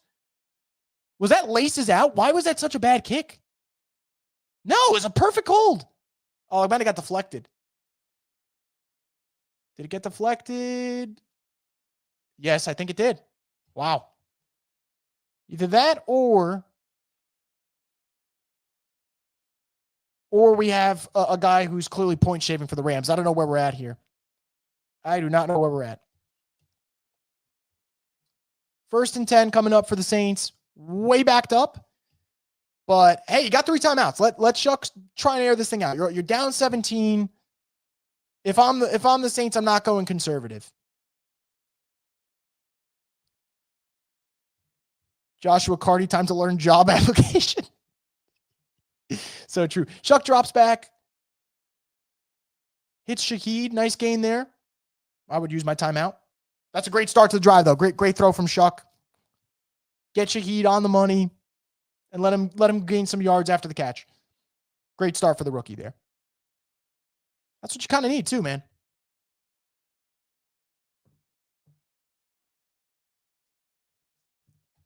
Rather see a pick 6 than see the Saints take a knee. I get what you mean. I don't want to see a pick 6, but I get what you mean. Rather see them be aggressive than kind of sit on their hands, which is something they've done, so far. I really don't know what Kellen Moore, man. I really hope he ends up being the guy, but I really don't know. See, 1st and 10 coming up. Second play of the drive at the Saints 42. Shough's going deep to Shaheed, and it is incomplete. Just a step too far. Easy 37 says Jag kicker just hit a record field goal. I think, what was it, 68 yards? 68 yards, man. That's insane. How do you not blow out your groin kicking a 68-yarder? Blue Jay 44 says, I don't know what's worse, this or Dennis Allen last year. It's all the same. You want water-dense diarrhea or just regular diarrhea? It's both shit. So it's kind of where I'm at, man. I understand your question, though. I really don't know. I don't know which one would be worse. Got Vele in. Maybe we'll get him a target here on 2nd and 10. Shough over the middle to Jawan Johnson, who gets blasted. 3rd down coming up. I think Saints are going to use a timeout here. I think they should. Shough was not that good at Louisville. Dart was better at him because he played against top competition. SEC, ACC is weak. If you want to go conference-wise, for sure, I think Saints definitely valued Shough's maturity. Again, Jackson Dart's been playing well, so no doubt you'd rather see Jackson Dart in New Orleans. I actually wanted the Saints to draft Jackson Dart, not with the 9th pick, though. I wanted them to maybe trade back in, or if he was there at 40. But no, Saints clearly liked Shough. We'll see if he ends up making them look smart or have egg on their face, although they've had egg on their face all season. So far, obviously, teams that did not draft Jackson Dart but selected quarterback are probably kicking themselves. He's been really good, especially using that versatility. His mobility is impressive. 3rd and 2 coming up for the Saints. Shough's on the run. That is what you want. That is what you want. Great throw from Shough right there. Great throw, man. Getting a little pressure. That's what you want to see. Great play by the rookie, man. Great play. And again, that's why you got to be a little aggressive. You got nothing to lose in this spot. You are a 1-7 team. You're about to be 1-8. Let the rookie sling it a little bit and see what happens. And the funny thing is, people are going to see this and everyone's going to have their fucking agendas about whether or not this is good for the team or whether or not this is garbage time. Just nonsense, man. 2nd and 10. Oh my God. Shough just gets blasted. That might be roughing the passer, hopefully. It shouldn't be roughing the passer, but with these horrible calls in the NFL, it might be roughing the passer. Let's see if they call it or they pick up the flag. Let's see. Shough got blasted into oblivion. And they're going to call roughing the passer. So we will take it. As long as Shough's healthy, we will take it. Good God, man. Fuaga with the see. Look, man, I know that call benefits the Saints. I hate that call. I know by the rule it's helmet to helmet up high, but as a defender, what are you supposed to do? What are you supposed to do? You're supposed to run at him and tilt his head like this? I don't know. Fred says, just joined. Have we mentioned how shitty Ruiz is? Yeah, we have, Fred. And we'll keep doing it if you want. But, that one obviously, that one obviously is on Fuaga for sure. 1st and 10 from the, 11, 12-yard line. Shough dropping back. Get that ball out, man. Juwan and Saints score. First touchdown pass for Tyler Shough of his career. Way to fucking put points on the board, man. Way to put points on the board. Tyler Shough going down there. Surgical. That's what you want to see. That is what you want to see if you're a fucking Saints fan. And if you're watching this live stream, I'd imagine you are. So great job by the Saints to go down the field. Awesome drive from Tyler Shough. Awesome way to finish this drive. And maybe a little bit of a morale boost. A little bit of a morale boost. This game looks completely over. Saints are down 10 now. So sticking around here. Sticking around.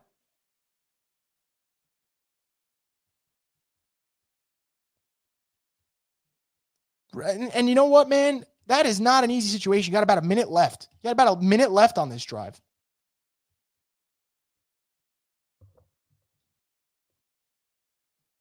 Awesome drive. And look, it's technically still a game now. Love to see it. Good shit for Shough. Easy 37 saying winnable game. Hey, look, man, look, they're down 10 now. Now, I still think the Rams will come away with this. They'll get the ball to start the second half. But that's what you wanted to see. That's what you wanted to see from the New Orleans Saints in that spot. That's definitely what you wanted to see. Kind of shocked we didn't kick a field goal there. I am too, man. Nice throw from Shough. Absolutely. Great catch from Juwan. No, honestly, credit to Juwan. Turn up field and make the play there. Damn, 10 minutes ago was doom and gloom. Nice to see Shough finally wake the F up. I mean, it still might get there. But the whole point is, if the Saints lose, but Shough looks good, that is hope. And we don't have that as Saints fans. So we'll see. That could have just been a flash in the pan type of drive. But man, I'm excited. 7 seconds left in this half, and then we'll get into our normal halftime show. But unlike last time where the halftime show ends and then I don't come back until post-game live, we're just going to keep it rolling for the entire second half. So we'll get into that. So halftime show, as usual, guys, will be mostly your comments. So if you guys have any thoughts, you guys get them in. We'll pull up what you guys have to say. Instead of me rambling, we'll really get to your thoughts. But a little bit of a different vibe. Rams are going to take a knee, and we're going to head over into our halftime show right now. So we'll get into that, and we'll get your comments in. So let's get this thing started. Let's get into this halftime show for us here at Boot Crew Media.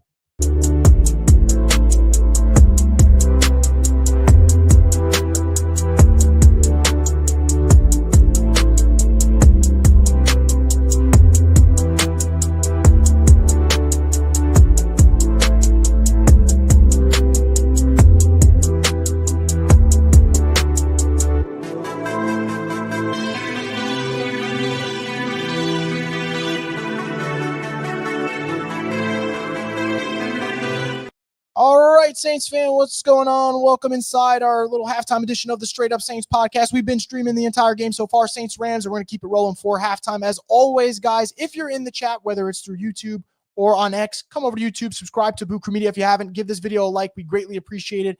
And as always, going to encourage you guys to drop in your comments. We're really going to just do that for the entirety of halftime and talk about your thoughts. Before I do that, I'll just give my brief assessment so far of what we've seen this first half. Obviously, defensively, not good for the New Orleans Saints. Not good. Matt Stafford has just breezed down the field with ease. He's 18 of 23, 215 yards passing, 3 touchdowns. Puka Nacua has had his way with Kool-Aid McKinstry in the secondary. Offensively, though, for the Saints, what seemed to be one of the worst halves of football for this team, and still technically is, ends up getting a little bit of hope. Tyler Shough driving down the field, really nice throw to Chris Olave for 27 yards. And then his first touchdown pass of his career, 11 yards to Juwan Johnson. Saints go down the field after a missed field goal. And what seemed to be a half of just absolute horrible football ends up giving us Saints fans a little smidge of hope in terms of Tyler Shough, a little bit more up-tempo in that kind of 2-minute hurry-up offense, showing that versatility, showed off the athleticism, showed off the arm strength. And yeah, did the Saints benefit from a questionable roughing the passer call? Yeah, but it's the Rams. I think they've benefited from enough penalties over the years. So Saints cut it to 20-10. Still far out from this game, but at least us Saints fans have something to discuss for sure. Let's get into your comments here, guys, and we'll go from there. As always, if you are on YouTube, make sure to like the video and subscribe to Boo Crew Media. We're going to be rolling through the second half as well. So we're not just going to end it at halftime. We're going to carry on into the second half as well. Shough is legit, and you clowns will blow it. What do I mean by blow it? But I look, we'll see if he ends up being legit. What does Shough have to show to be the starter next season? I mean, look, he's got to play good football. And if he plays good football, maybe the Saints win a couple of these games down the stretch. Really, really soft schedule as the season progresses. You play the Dolphins, you play the Jets, you play the Titans. I mean, those are all teams that are sharing real estate with the Saints towards the top of the draft order. So this is the way I would view Shough. Got to win some games. I think he's got to look better than what Rattler did, personally. That's just my opinion, you know? Because you're not playing to be better than Rattler in terms of that's the game plan. You're playing to fend off the 2026 draft class. So that's kind of what you got to see. And it's hard to say because you can't put a number to it, but they do have to win games. If Shough looks okay and they lose all these games, I don't know how you bring him back. You know, you still got to win some football games. That PI on Kool-Aid was terrible. I agree. We talked about it in the first half because we were streaming through the first half of this game. I don't get how you call that, man. It's soft. It's 4th and 3. I just don't understand it. Max and Jawan finally making a clutch catch. Fluke. Hell, might be. Might be, man. But, you know, I just I got to give him credit on that play. Turned it upfield, looked great. Walltown Best 88 says they need to run tempo more. I agree. Fuaga's getting worked. He did get worked by Jared Verse on that one. Ed says not impressed. It is what it is. Are we saying not impressed with the performance so far? Because I would agree with that. You know, I would say the one guy who deserves his flowers for this first half, and I said it right during the first half as we were winding down, Chase Young. Chase Young has been insanely good so far. Donald says, just want to officially apologize to Derek Carr. We did not deserve you. How you were able to win some with this organization is insane. I mean, I get your sentiment, Donald, but I don't like Derek Carr. So I don't know if I will owe him an apology. But no, I mean, look, I think Derek Carr, the problem was, the Saints wanted him to elevate them to another level, and he wasn't that type of guy, but he was a fine quarterback. Fred says, the more I watch Jeremiah Smith, the more I realize we need to figure out how to trade back in the draft and have ammo to get him next year. So I tweeted yesterday, it's a shame he's not eligible for the draft because I would love to see the Saints add him this year. And every response back was like, Chris, the Saints are going to suck the year after that. They'll be able to get him. And I was like, yeah, you're probably right. So shame on me. This team has me feeling like Stewie in the fetal position. I don't blame you, man. Defense is bad. Hope this spark on offense helps us in the second half. I hope so. Like I said, you don't want it to be a flash in the pan. If it is, kind of sucks. This zone defense isn't working. The space behind the linebackers while they stare at the QB's eyes is atrocious. Yeah, and look, there's one quarterback who you don't want to get caught in a staring contest with, and that's Matthew Stafford, man. Matthew Stafford will make you miss any day. There's not a lot of quarterbacks that like to throw no-look passes more than that dude. And he's balling already. He's 18 to 23. So iComedy says, can't say we'll split the Panthers anymore. They're a solid team. They got 5 wins already? That's a good football team. That is a good football team, you know? And a good head coach, right? I think I want to give Canales a little bit of credit. They saw the run game wasn't working with Chuba Hubbard, and he's like, man, we got to go back to Rico Dowdle. And they did that today, and Rico Dowdle had a really good game. So I don't see them splitting with the Panthers personally. Max says, describe this team in one word. Ass. That's the word. Ass. Vin says, don't worry, the Jets will win a meaningless game for you in week 15 or 16 to give you the first pick. like the Jets-Rams game back then when they wanted Trevor Lawrence. That's where my mind goes to. Trey Gift says, Brandon Staley stinks. Don't disagree. Max saying refs being terrible for sure. Parent says he already shows he's the starter for Shough. I mean, look, it's one drive, but it's why you play the rookie. You got to figure this shit out. And let's be quite honest, man. The thing about Rattler, and he's earned a spot in the league. There's no doubt about it. You know, you got to see if this guy's going to be any good because Rattler's clearly not going to be the franchise guy. You know, I really want to see if Shough can pull through here and build off that second half. You know, Ed says Chase Young playing well for real. He's been great. He has been great so far. So love that for him. Puka fully landed out of bounds after getting 1 foot down. I think, look, it's going to sound weird. I think Puka's right ass cheek got in the end zone. And I think that qualifies as a catch. I think an ass qualifies as 2 feet. Could be wrong, but I'm pretty sure that's it. Tamaria says, why do we use Devin Neal more?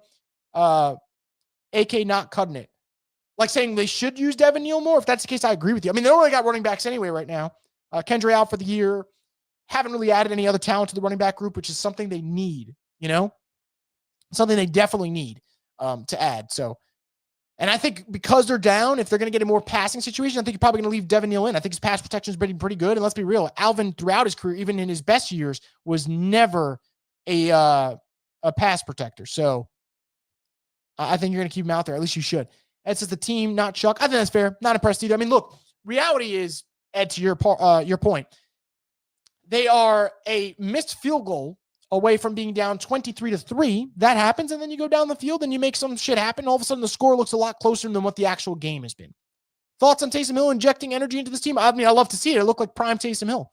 I'd love to see that a little bit more. We'd definitely love to see that a little bit more, I really want to see this offense continue to push and be aggressive. Kellen Moore's got to understand this team is 1-7. You're staring 1-8 in the face. You can take a couple of shots here and there. Trey Gift says Derek Carr sympathizers are so weird. I don't get it, man. I don't get it. I crashed out over Derek Carr last week, so I'm going to try not do it again. I'm going to try to not crash out for the second time. But, yeah. Justin Reed looks like trash, constantly late. I mean, I thought he was going to be a good signing. So far, he has not been. Chase Young's been great for them signing-wise. Justin Reed, not so much. The way the Saints are playing in the last minute, they look like a top 25 team now. It was the best 1 minute of the season. Isn't that the truth? This is a good pass offense the Saints. The Saints are up against today. No doubt about it. I mean, Stafford's playing at MVP level. You have such a dynamic wide receiver duo with Puka Nacua and Devontae Adams. And even running back duo. Blake Corum's a solid back. Obviously, Kyron Williams is very, very versatile. Tight end group, got Higbee, got Davis Allen. You got Terrence Ferguson. So Rams are loaded, man. Rams are loaded. That's a Super Bowl contender. Cool Sports Rhyme says Tyler Shough may be out. Jared Goff may be our Jared Goff, but faster. If he come back and win this game, maybe he could potentially be our future. Look, if he goes out and leads a comeback, we're gonna have a very long post-game live stream to celebrate if that happens. Even if he plays good, if he makes this a fucking game, I'll be through the roof about that. Wesley says that was not nearly as bad as I thought it would be. Shough showed flashes. That's what you want to see. That last drive of the half, you had a minute left. You go down the field and score a touchdown.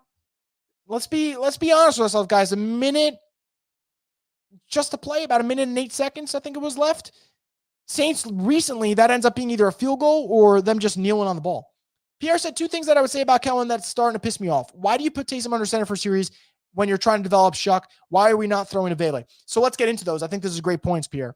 The Vele one, I will not understand it. Who wanted the 4th and 7th round pick for Vele? Was it Kellen? Then why isn't he on the field? And if it was Mickey, why are you not consulting with the coach about trading 2 picks? I don't get it. Second part, the Taysom one.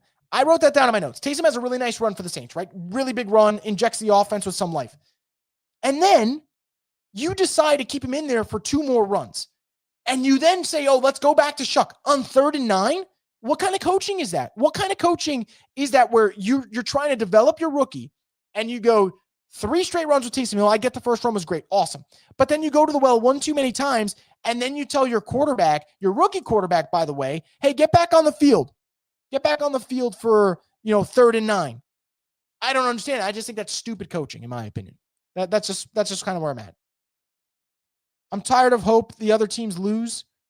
Yeah, I get that, man. Like, instead of actually just having the better team, I totally get that, man. Need to throw to Shaheed as much as possible to increase trade value. I mean, I don't know if like a good game is just going to increase the trade value. I think teams around the league probably know what he is and he isn't. And I think a lot of teams would understand he'd probably be better on a different roster right now, for sure. So it's just kind of where I'm at. Exactly, that PI call on Kool-Aid pisses me off. Yeah, he bumped him, but you're allowed to bump within 5 yards. I mean, yeah, 5 yards, you're allowed to have that kind of contact. I don't understand how you throw that flag anyway because there wasn't a lot to begin with. Are we going to see more of Devin Neal? I'd hope so. Youth movement, man. Play the rookies. Play the rookies. Let them get out there. We got Shough out on the field right now. Obviously, Kelvin Banks is out there. Jonas Sanker's out there. Quincy Riley's out. You got 4 rookies starting. 4 rookies starting. I wouldn't mind seeing Devin Neal a little bit more, man. It hurts seeing teams like the Seahawks, Broncos, and other teams that started their rebuilds post-Drew Brees era and benefit already. Meanwhile, the Saints kick the rock down the road. Yeah, I mean, that can's been kicked far too many times, you know? Gail was failing at 2 professional organizations, that's for sure. Parent says we love Ratman as a backup right now. I think that's fair. Look, Rattler's stamped his spot in the league one way or another. Like I said, either high-end backup or fringe/low-end starter. You know? That's just kind of where he's at least for now. Alvin looks like he's checked out the last 2 years. Probably not wrong. Chase Young is the one whose contract should be restructured to become cap compliant. I don't disagree with that. And I'm going to be honest with you with Chase Young, right? Chase Young, it feels like he's been in the league forever. And he has been. He's been since 2020. He's 26 years old. You know, you can make an argument he's starting to play the best football of his career now. And maybe you want that type of guy to be around your roster for a while. And I'd be cool with it if obviously he's up to the challenge, you know? 41, the man they want, blast up the hole type of back. You know, look, I love Alvin. The usage of Alvin the last couple of years has been stupid, to say the least. I do think the tires are falling off a little bit, which kind of is kind of frustrating to watch, but I get it. You know, Father Time catches everyone. I think we're getting into the second half soon. We're going to be kind of going through it anyway, so we're not going anywhere. I'll get through all these comments here, or at least try to. Derek says they're like a reality show. They did just enough to keep us intrigued to watch the second half. WhoDat, though? You're not wrong, Derek. First 30 minutes for Shough, we have to wait till the end of the season to judge him. For sure. For sure. You're going to kind of try to grade the starts, right? And at the end of the year, you're going to check the report card and see where you're at. But the eye test is going to be important too, you know? I'm not saying this is going to happen. I don't expect this to happen. But if Shough were to somehow lead the Saints to a comeback victory here, how would you feel about him, man? How would you feel about him? It'd be crazy. Y'all don't know football. Our O-line is ass, hasn't moved the line of scrimmage all year. That is definitely part of it. And I said this earlier. Biggest frustration for the Saints this year is the O-line is not dominant. First round pick at left tackle, left guard, right tackle. Not dominant. Just really, really, really tough to see. Max says we have 13 guys on D and still be losing. Probably. I missed some plays. Did Shough miss Shaheed deep or was it covered? It was good coverage. You did miss him deep in terms of the accuracy of it. I think that's the frustrating thing. You want to see at least Shaheed have a chance, and he didn't have a chance. The throw wasn't good enough. Good coverage, though, I would say. Starting off here, second half underway with a run to Blake Corum. And they're going to pick up about 6 or 7 after fighting. So, good run there for the Rams to get started as we're into this second half. So we'll get through this drive, and then after this drive, whenever we cut to a break here, we'll take a quick break as well. But we're going to go through the whole second half. We'll be live streaming the second half, and then have our post game. Let me get some more comments you guys have here. You got thoughts on the news of AK warming up to the idea of being traded? I to my knowledge, that's a fake report. To my knowledge, we'll see though. Maybe things do change, but to my knowledge, he doesn't want to be traded. Definitely have that conversation on AK. We got second down here real quick, guys. I'll get back to that comment in a sec. Great run defense by the Saints here. Bottled up by Pete Werner. I believe DeMario might be underneath that pile as well. Really great job by the defense there. We'll definitely have that conversation soon on how Alvin Kamara and a few others played only the standard they did because of Drew Brees. Drew Brees elevates so many careers. Yes and no. Drew Brees definitely elevated a lot of guys, but I think Drew Brees elevates his greatness is elevating the Dan Arnolds of the world, or the Austin Carrs of the world, or the Keith Kirkwoods of the world. You know, guys that everyone's going like, who the fuck is that? Like, that to me is where Drew Brees' greatness is. Alvin is he was a special talent, and he still is a special talent. Obviously just later in his career. 3rd and 3 coming up, guys, for the Saints. Let's see if they get off the field here. Would be big for them. Wide open. You saw that from a mile away. Devontae just found the sticks and just took a fucking seat. Who all scored for the Rams? You had a Puka Nacua touchdown early on a deep throw. Great pass, a 39-yard touchdown. You had a Tyler Higbee 1-yard touchdown. And you also had a Devontae Adams 3-yard touchdown. So those are the Rams scores so far. Max says, I got Kyron and Adams on my fantasy team, and I'm hating their usage so far. I'm getting killed. I'm sorry to hear that. I think I'm losing both my leagues today. It is what it is. 1st and 10 coming up for the Saints. Let's see what we got here. Let's see if the defense can maybe get off the field. Play action. What a perfect pocket. Stafford's going deep to Adams. Hey, actually, that's not terrible coverage by Justin Reed. That's not terrible coverage by Justin Reed. That's pretty good, man. That is pretty good. Turns his head around. right in time. Great coverage, though. I think Justin Reed's frustrated he didn't pick it off, but that's great coverage. And you'll take that as a win because let's be real, Stafford had about an hour and a half to throw that football because there was no pressure. No pressure. How do you approach the draft process upcoming season? Is it too early to predict the direction? Yes, I do believe it's a little too early. Only because we got to figure out if Shoug's any good. If Shoug's not good, I think they're probably going to take a quarterback. Whether or not people want them to, different story. But if Shoug's not good, they probably have the number one pick. And then you kind of have to take a quarterback. So I do think it's a little too early. It's a great question, though, and we'll talk about it for sure in depth. Second down coming up, Alante on a blitz here. And they're going to pick up about 8 yards. So 3rd and 2 coming up. The Rams they have a variety of tight ends to use. Parkinson, Allen, Higbee, Ferguson. They don't have any like elite tight ends, but all of them across the board are steady. And as a fan of a team that, man, I appreciated the hell, appreciate the hell out of guys like Josh Hill. I kind of appreciate that tight end room for the Rams. It's got a lot of versatility to it.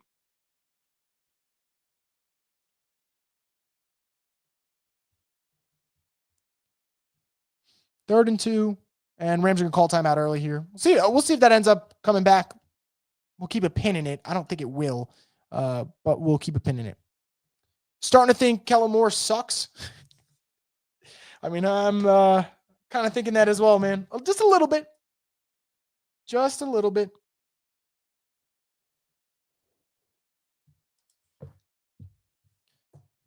See what we got going on here.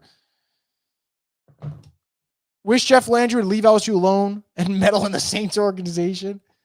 That's still crazy, though. That LSU thing, I mean, whether or not Woodward deserved to go, I mean, I understand it. Football is king in Louisiana, right? And when you mess up a hire of that magnitude, there's got to be repercussions. So understand it for sure. Let's see what we got going on here. 3rd and 2. If Saints can get off the field, that'd be obviously tremendous for them. 3rd and 2. Going to hand it off to Blake Corum, and he is going to get the first down. So drive is going to continue for the Rams. Pretty frustrating there. Pretty frustrating. Got to get these solid quarterbacks off their spot to be successful for sure. I mean, look, if you're going to give Stafford all day to throw, he's going to dice you up. If they're not using Taysom Hill as a quarterback more, I agree, get a quarterback just in case. Rattler wants to go. Jerry saying, Chris, what's going on, Jerry? What's going on, Jerry? Good to see you in here. Changing it up today, going full. Stafford on the hot mic every other play has me laughing. Stafford's pretty fun to watch. I love when they show mic'd up clips after the games. First down, going to Corum. He's going to back it up. Oh, my God. Changing direction. Stafford's going to be the lead blocker, and Alante Taylor's going to bring him down. So that looked like it could have been a loss. Ends up being a gain of about 3 or 4 for the Rams. Kellen needs to grow as a coach, but come on, there's no way he's on the same level of terrible DA was. I mean, we'll see. Only time will tell. DA was bad with the Raiders, was bad with the Saints. Just the resume all over as a head coach is just bad. And look, let's be honest. His defensive coordinator's resume is pretty good. Today, not so much. They almost lost that game to the Bengals, but good defense coordinator. But there's a lot of those around the league, right? Good coordinator, just not a good head coach. I think a guy like Robert Saleh is a perfect example of that. 2nd and 6 coming up for the Rams. See if the Saints can get themselves in a situation here where put them in a 3rd and long, at least 3rd and medium. Play action. Pass rush there, and the Saints are going to get the sack. Oh, wait, was it? I think he was down by contact. The ball rolled out at the end, and Nate Shepard has it. Let's see what the refs end up calling. There is a flag on the field. We'll see what the laundry is there, for that. Hope to God it's not holding in the secondary, but I wouldn't be surprised at this rate. But great job by the Saints there to get the pressure.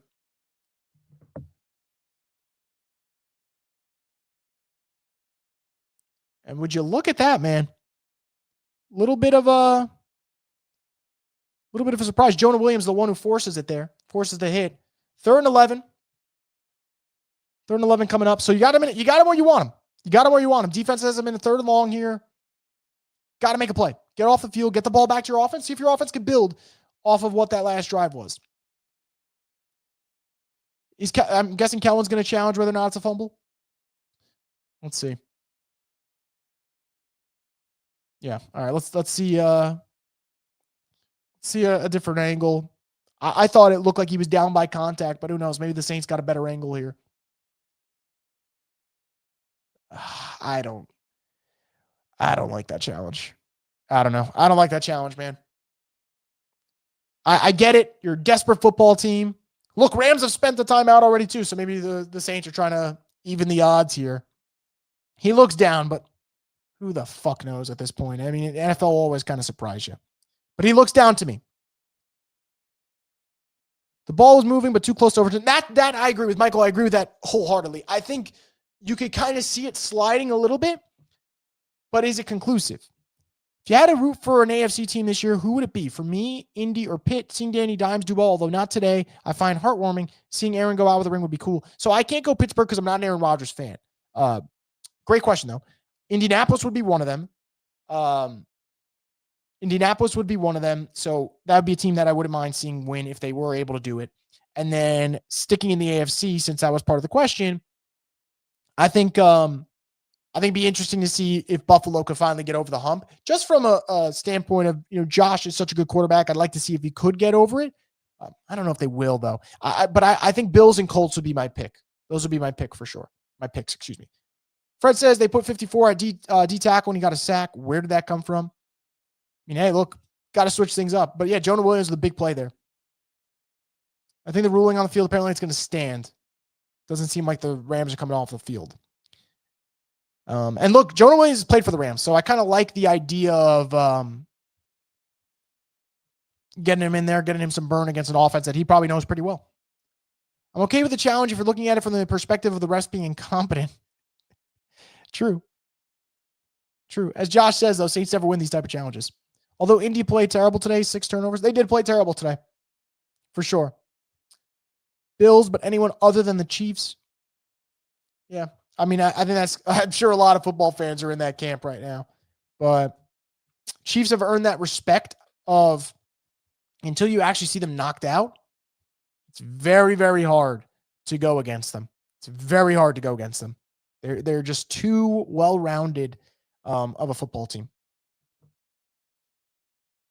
And I think the return of Rashee Rice, Xavier Worthy's season not being over. All right, so his call's going to stand. That shot right there does look pretty conclusive. So I don't really understand. I don't really understand why the Saints ended up challenging that, other than maybe you're trying to steal a possession. 3rd and 11 coming up. Got to get off the field if the Saints. Stafford drops back. Not a lot of pressure. He's throwing deep, wide the fuck open. I mean, see, guys, this is where it's frustrating. This is where it's incredibly frustrating. It's 3rd and 11, and Davante Adams, he's a wide open. Oh, my goodness, man. Oh, my goodness. Really frustrating, man. Really frustrating. I just think the defense is just going to be in this spot where, like most games other than last week, probably going to give up close to 30 points. And you're already at 20 right now, and if the Rams kicker did his job, I think they'd be at 24, because I think he's missed an extra point and a field goal. 1st and 10 from the Saints 30. Stafford's already at 255 and 3 touchdowns. You're going to run it here. And Blake Corum's going to get a positive gain. It's a good jump cut. I got to give him credit. That's a really good jump cut there. Zone defense blowing it. Ain't that the truth? Rams are 6 and 9 on 3rd down. Not good, man. Not good. Not good. Telling you, the Saints' only hope to get like a defensive stop is like Chase Young just making like back-to-back great plays. That's kind of what it feels like this. And even in that situation, right? Jonah Williams makes a big play, gets in a sack, you get into 3rd and 11, and Davante Adams is wide open. Got a 10-play drive right now, 54 yards. They've taken 6.5 minutes off the clock. That's nothing. Rams are bleeding the clock. Bleeding the clock right now. Time possession right now is 25 minutes to 10. Giving a run to Corum here. He's got all the space in the world. Breaks a tackle. Breaks another tackle. This team can't do anything right, and they get a 1st down. He's down at the 16. The Saints look silly right now on defense, man. They look fucking silly. Blake Corum had these guys looking like they were jazz dancers for a sec. I mean, DeMario missed. He's washed. Cam misses. He's washed. Pete Werner flies in, knocks down his own player. What the hell? Fucking operation that they got running over here. That's a great run by Blake Corum, though. He's cruising right now. He's slicing and dicing this Saints defense. First and 10 coming up. Kyron Williams ass on the bench. He's probably going to stay there for a little bit longer with the way that Blake Corum's played. Saints have, this is going to be an 8-minute drive, minimum. Corum with the run is going to get stuffed after about a gain of 1. So, all right, some resistance there. Some resistance there.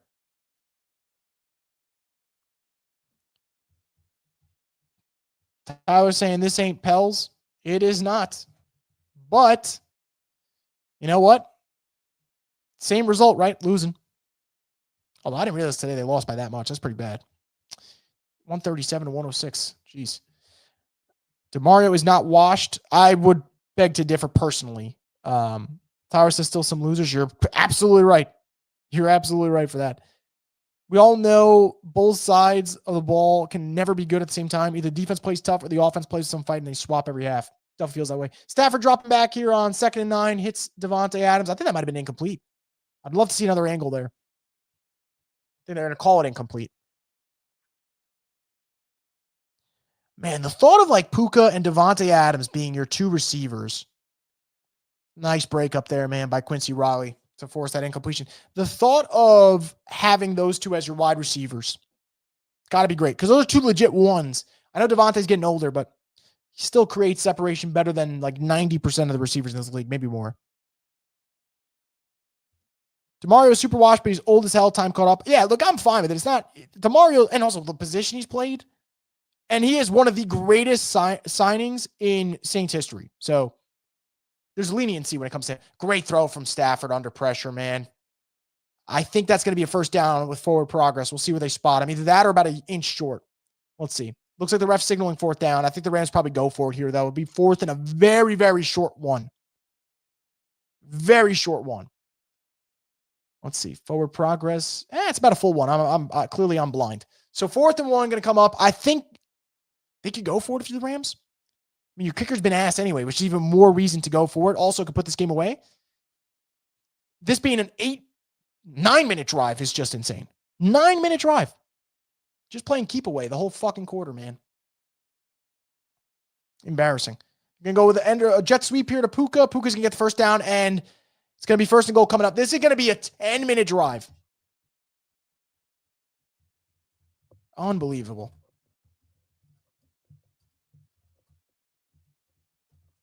Oh, my God. Holy hell. 10-minute drive for the Rams coming up. I think that's fair, WhoDat. I think that's fair. Maybe I'm a little harsh there. I think you're so accustomed to excellence, so then when you see the big drop off, it looks that way. But you're probably right. They took the show away from Shough. It sucks, man. Like, not that Shough was going to put on a show, but like you don't even get to see him. He's not on the field. They're just running the clock completely down. Going for fade here to Davante's probably going to catch that. Yep, and he does. Kool-Aid McKinstry getting dunked on like he is. Who the fuck was that guy on the Knicks that got dunked on by Shaq? And then he threw him to the side? Was it Chris Dudley? Was it Chris Dudley? Well, that's what's happening to Kool-Aid this game. So Kool-Aid gets dunked on by Davante. 4th touchdown pass of the game for Stafford. And, yeah, what are you going to do? That is, Davante's been doing this for years. It's too easy. Puka Nacua is leaving the field, so is that going to change much? No, you're down 27-10, assuming the kicker makes this. Getting dunked on like a little kid playing his older brothers. Ain't that the truth? I know the feeling. It's not fun. Ain't fun. Getting dicked in my fantasy team isn't even getting points. Nothing from Kyron. Fuck my life. Yeah, freaking Blake Corum's been tremendous, and you're going to kind of feed the hot hand. I understand just getting outdone by talent, but the 3rd and longs are just inexcusable. That part is absolutely inexcusable. No doubt about it. All right, so we have a break in the action. We're going to take a break here. And we'll be right back in a couple minutes. Just going to take a quick break, and we'll be back for the start of the Shough drive for sure. So we'll see how this goes.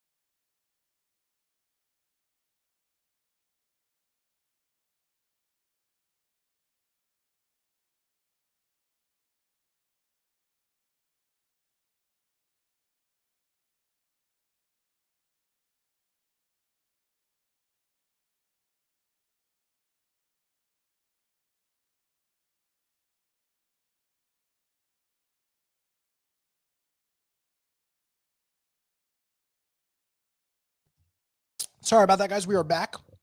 2nd and 7 for Shough.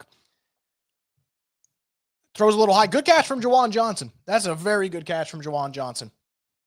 And I'm shocked as hell. That's a really, really good catch.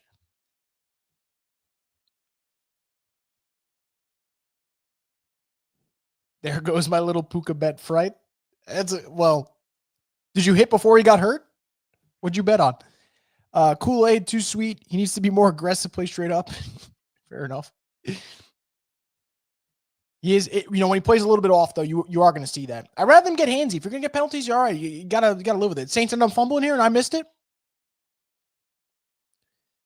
Well, that's what I get. I take my eye off the ball for a second, they fumble it away.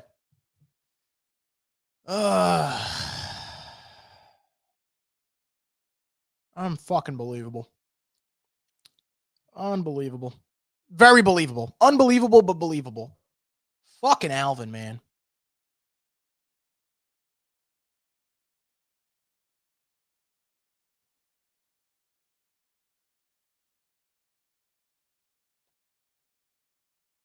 He's fucking washed. Fucking washed. Got to be his last year, man. I'm sorry. I'm sorry. And I don't want to hear like whether it's being too critical or not. I really don't want to hear it about if I'm being too critical. Alvin is one of my favorite Saints of all time. The reality is, what is he good for? He can't break tackles anymore. He can't pass protect. He is, in terms of effort, it looks very, very minimal. And again, I'm going to keep mentioning it. The nerve of him to say, if the Saints trade me, I'll just go sip pina coladas, essentially saying, oh, I don't want to play for anyone else. I get it, and I love Alvin's commitment to the Saints and what he's done for years. But Father Time catches everyone, and Alvin Kamara is a bad football player right now. I'm sorry. And if you're going to say, oh, he's not bad, fine. He ain't good. He ain't good. And look at the fucking numbers, guys. He's averaging 3.6 yards a carry this year. He came into today with 363 rushing yards. So there's no explosiveness to his game anymore. I'm sorry, man. And I love Alvin. So this doesn't, there's zero joy. There's some joy in life, like when there's some players you don't like, when they're not having a good season, you're like, man, I never really thought high about that guy. So like your idea of, being right about something and feeling vindicated kicks in, and like the human nature of being right. But good God, man, this one pains me. I love Alvin. He's not worth a fuck for this team anymore, man. It's really frustrating. There's a reason why no player wants to leave this check chasing place. No, you're right, man. You're fucking right. You're right. Absolutely. And you know what's so fucking frustrating? Can't even fucking evaluate the quarterback. You can't even evaluate the quarterback. Unbelievable. Can't even fucking evaluate the quarterback, which is the only thing that today's for.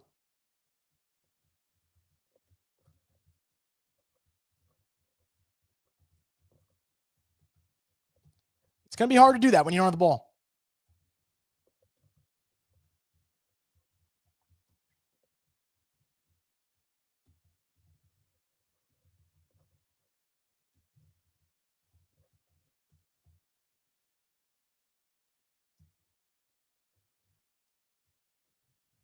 Unfucking believable, man. Kamara is ruining his reputation, Michael said. I don't know. I know I just went on a little bit of a rant about Kamara, but truth be told, it doesn't change anything for me. Kamara is one of my favorite Saints I've ever seen. And I'll continue to feel that way about Alvin. I love Alvin, but he's not good anymore. Look, he's smiling on the fucking bench. Like, dude, I'm sorry. Body language isn't great. The whole too cool for school thing is awesome when the Saints were good. But they're 1-7. You've pretty much told the GM, I'm not accepting a trade or else I'll fucking retire. Bro, retire now. You're not doing anything, man. Fucking threaten retirement. Don't threaten us with a good time, man. Got a run here from Kyron Williams. He's getting down to the 40, inside the 35, almost down to the 30. Big run here. Again, I'm going to keep saying this. Today is all about evaluating Tyler Shough. How are we going to be able to do that? How are we going to be able to do that when the Saints have thrown the ball 15 times, okay, and they've held the ball for a total of 11 minutes, and the Rams are cruising over 30 minutes already? Unfucking believable, man.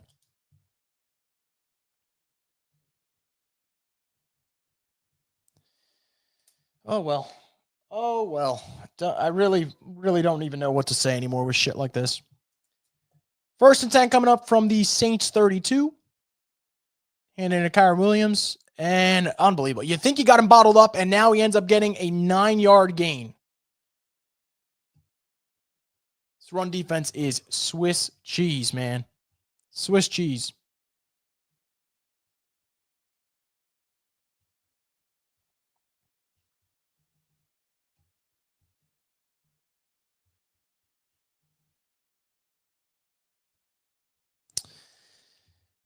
Deflating. Deflating, man. This is on Loomis. This is on Loomis. What a shit roster, man. Just not a lot of promise out there. Not at all. That's what I said before. I know people are like, oh, why are we blaming the GM in the middle of the game? I mean, look at the fucking roster. The roster's a train wreck.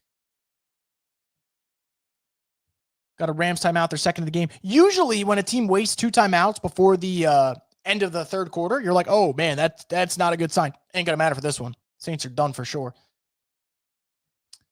I thought Shough was going to save us. He can't stop Kamara fumbles. You don't say. I mean, I don't think anyone's looking for a savior at this point. I don't think you're getting a savior. I think you're looking for a quarterback to actually look competent. I think that's what you're kind of looking for. Whether or not it happens, I do not know. And I really can't say. And like I said, I would love to give a straight answer right now. How the fuck can I? It's thrown 15 passes, and we've barely seen this offense on the field today. I don't know. People are going to say, oh, we're making excuses and whatnot. I think we're just trying to be real right now. What a disappointing year. And I've said the same thing when Rattler was in, man. AK's finished. It's reached the point where, like, I don't even start the dude in fantasy football. He just sits on my bench now. Wouldn't it be nice to able to hand the ball off and get chunk running plays? Yeah, I mean, like they used to back then, for sure. For sure. I'd love to see it. This is all on Loomis and Gale, most powerful woman in sports, my ass. Don't disagree with that, man. Don't disagree with that. Louisiana's in football hell. Yep. We do nothing well, 99 Dog says. You're right. Even though we played good defense last week, still not 100% sold on Brandon Staley. On 3rd and shorts, he has a guy playing too far off, and guys giving them too much space. No blitz on 3rd and long. I don't disagree with you, man. I think by the end of the year, they'll probably have to make a decision as to whether or not you want to keep Brandon Staley.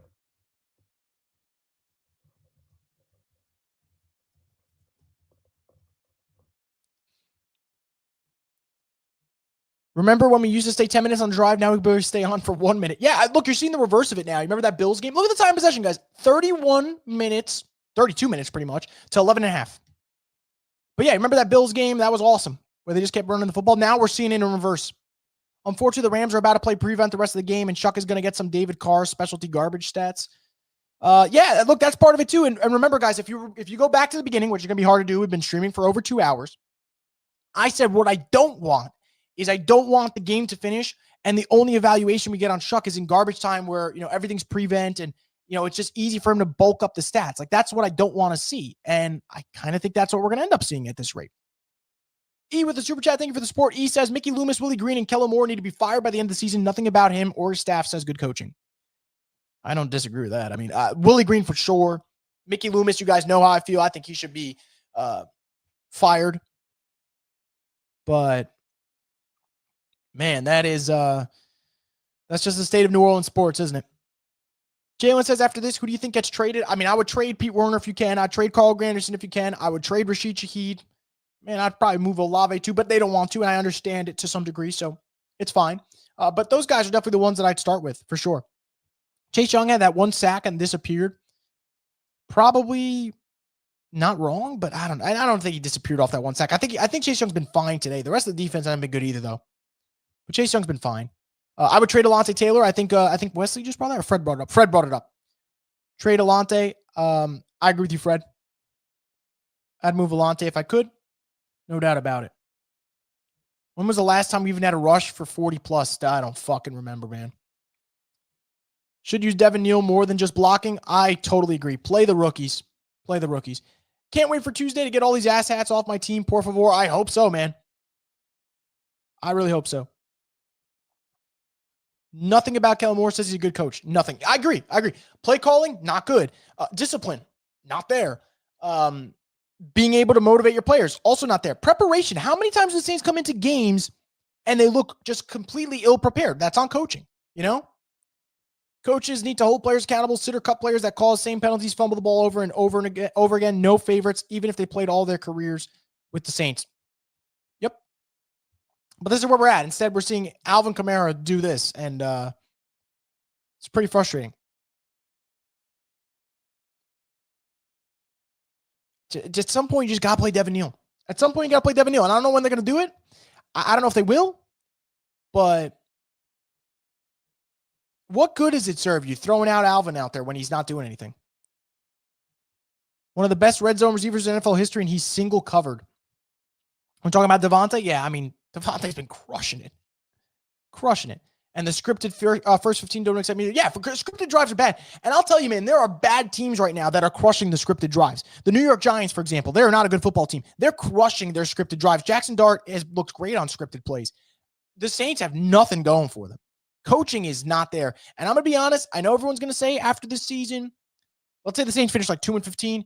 Oh, give Kellen Moore another year. Sometimes you can tell if a coach isn't a coach. And unfortunately, there's no redeeming qualities to Kellen Moore. And the train is just going this way. You know, the trend, excuse me. Although the train is going off the tracks.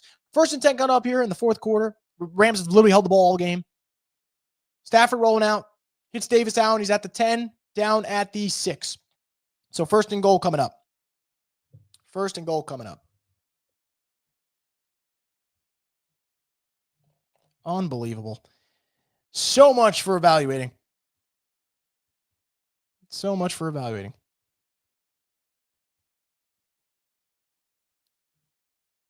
1st and goal from the New Orleans 6.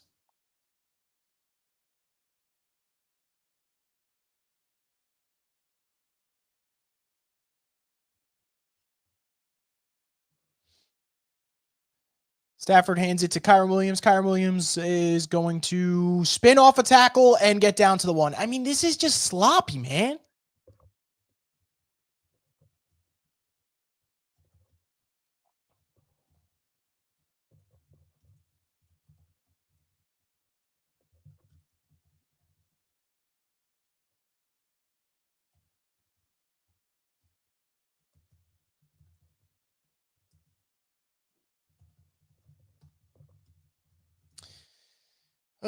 Second and goal coming up.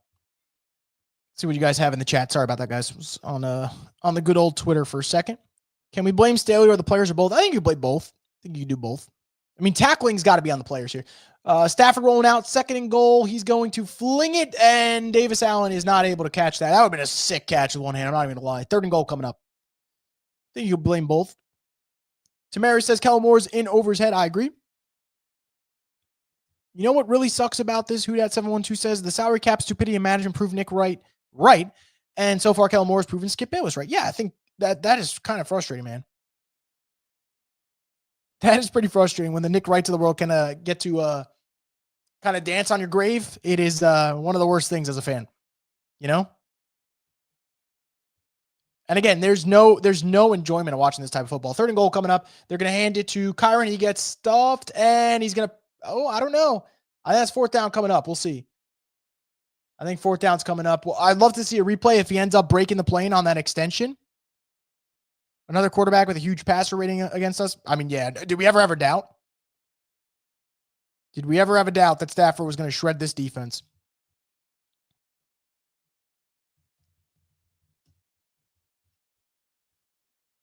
Fourth and goal coming up. I think you just go for it. I don't think you're kicking. I mean, look, if you're the Rams, this is a good practice play at this point. What's your best 4th down call in a situation like this? I want to say they're going to run it, but I would not be surprised if they slip one of their tight ends out the back door. Or they're going to go up the gut to Kyren Williams, and he's in. Why did I ever doubt that, man? And this is just getting worse. The Rams took the Saints out back and shot him in the head with that. That's for sure. This really is just an embarrassing team. And we've reached the point where, like, the spread will be like 14.5. And you have people who are just no problem just betting on that Rams spread. And I don't blame him. Unreal. All right, so 33-10 extra point coming up. This is misery, man. Rebuilding ain't fun. I'll tell you that much. And rebuilding also isn't going to be fun if the Saints don't trade people. They got to get guys out of here. Out of here quick. Extra point is good. Barely, but it is. Moore wants to be a nice guy. Nice guys finish last. People don't respect nice guys. You have to be aggressive and fair. He's not a good salesperson. Players not buying what he's selling. One and done. Possible. I don't think he'll be one and done, though. Who knows? If he goes like 1-16, then yeah. But I really don't know. I don't know if he will. The fact that our only win came from Jackson Dart handing the ball to Cam Jordan. That's the thing, right? Great point, D23. Like, yes, they beat the Giants. The Giants had 5 turnovers. 5 turnovers. Jackson Dart literally just dropped the football at one point. Cam Scadaboo fumbled in the red zone. So, those turnovers and that fumble for Cam Scadaboo ended up being a touchdown. So, really just uninspiring performance from the Saints.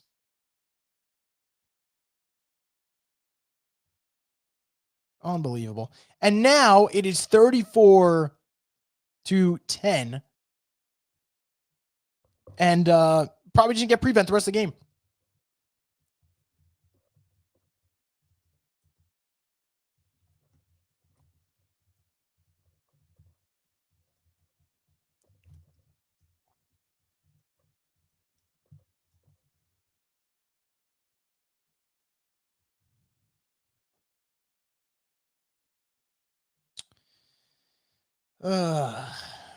What do we got left here in this game? About 12 and a half to go. Just tuning in. How the hell have they only ran 28 plays in 3 quarters? Yeah. I mean, talk about bad coaching. Talk about bad coaching. Talk about being soft in terms of not being able to stop the run. All the above. Play calling for the Saints has been ass, but also run defense, right? Like, you have not been able to stop the Rams. They already got 147 yards on the ground. Third down efficiency, 7 of 12 for the Rams. I mean, they literally can't get off the field. Even if it's a third down, third and long, can't get it off the field. So that's really where you're at. The schedule really softens up from here on out. We should be able to win 2 or 3 of them, possibly. It definitely does soften up for sure. Dolphins, Jets, Titans, a lot of easy games over there. Or winnable games, excuse me. But even then, like with the Saints team, what the fuck is winnable? TJB says too many turnovers against the Giants. We needed to save some of those. Honestly, had them all in one game. Hate to say it, but Dennis Allen was better. I don't know. Dennis Allen definitely had a better roster. Some of these guys were much better at that stage than now. Like DeMario has fallen off, Cam fallen off, Alvin has fallen off big time. So that's part of the factor. Defense was better. I don't know, though. I mean, Dennis Allen historically is a pretty bad coach as well. This is like the good old days of the NFC West with 2 NO beatdowns a year. Go Rams. Why do we keep watching this sorry team play every week? I don't know. I really don't know. 8 more games of this shit. The difference with DA was he was as bad as this, but with a way better roster. Yep, that's totally agree with that. Totally agree. Fred says, at least we have the new Now You See Me coming out in a few weeks. Anything's better than this product Loomis put on the field. I guess I'll go see that. I'm still kind of shocked it got a trilogy. Be shocked what movies get trilogies these days, man. But yeah, I'll see that. I'll see Running Man. What else is coming out this year? I'll see the new Avatar in December. Got to find some good movies to keep me entertained because we know the Saints aren't doing it. Here we go. 1st and 10 coming up for Shough. See if the Saints can get anything going on this drive. I'm going to go with a throw here on a RPO. He's going to hit Shaheed. Shaheed's going to get down the field to the 40. So, all right. Something. Again, like I said, it's probably going to be prevent, so Shough's going to have a chance to get his numbers up. Whether or not it's actually going to be legitimate, I don't know. Good route by Shaheed right there. Good route by Shaheed.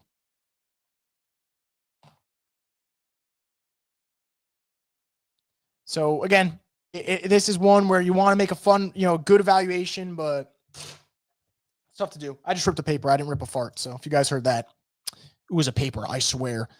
1st and 10 from the Rams 39.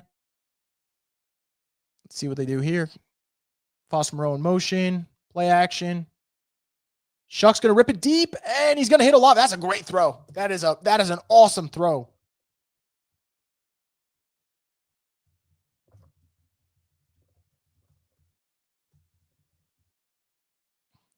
Oh, man.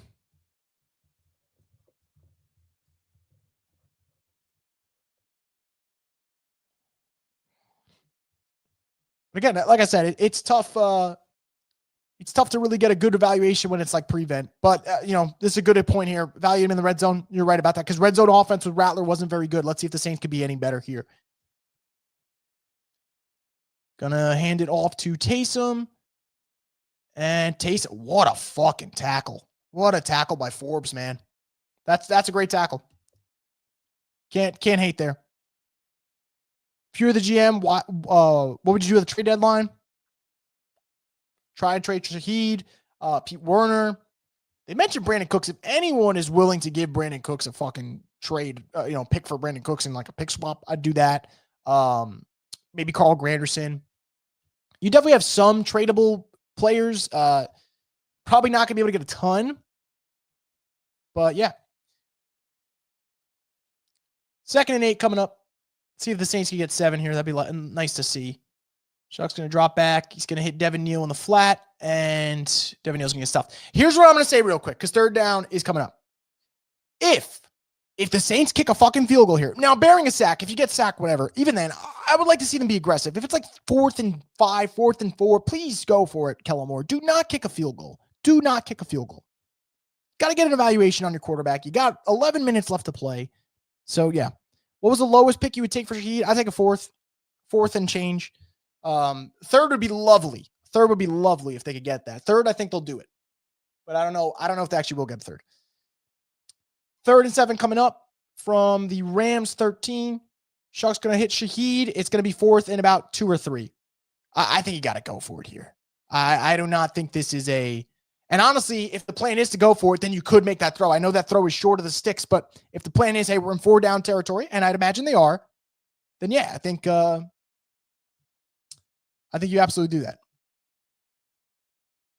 And 4th and 1, I'm guessing we're getting Taysom in here. Which, whatever, fine. I mean, I get it. But how much longer is Taysom going to be part of this program that this is the play call on 4th down? And he gets stuffed. I mean, you know what? This is the dumbest fucking thing with this team. The dumbest thing. I'm so over Kellen Moore. I'm so over this fucking play calling, man. You know what? Like, it's 4th and 1. The rookie's having a pretty good fucking drive. Taysom Hill and I love Taysom Hill. I love Taysom Hill. He's fucking 77 years old at this fucking age. He's 70 fucking years old in football years. 4th and 1. He wasn't even close. He wasn't even fucking close. Unbelievable, man. Get Kellen Moore the fuck out of my face. I can't with Kellen Moore, man. I can't with Kellen Moore. He is you have a rookie with a good drive. Just let him finish the fucking drive. Unbelievable, man.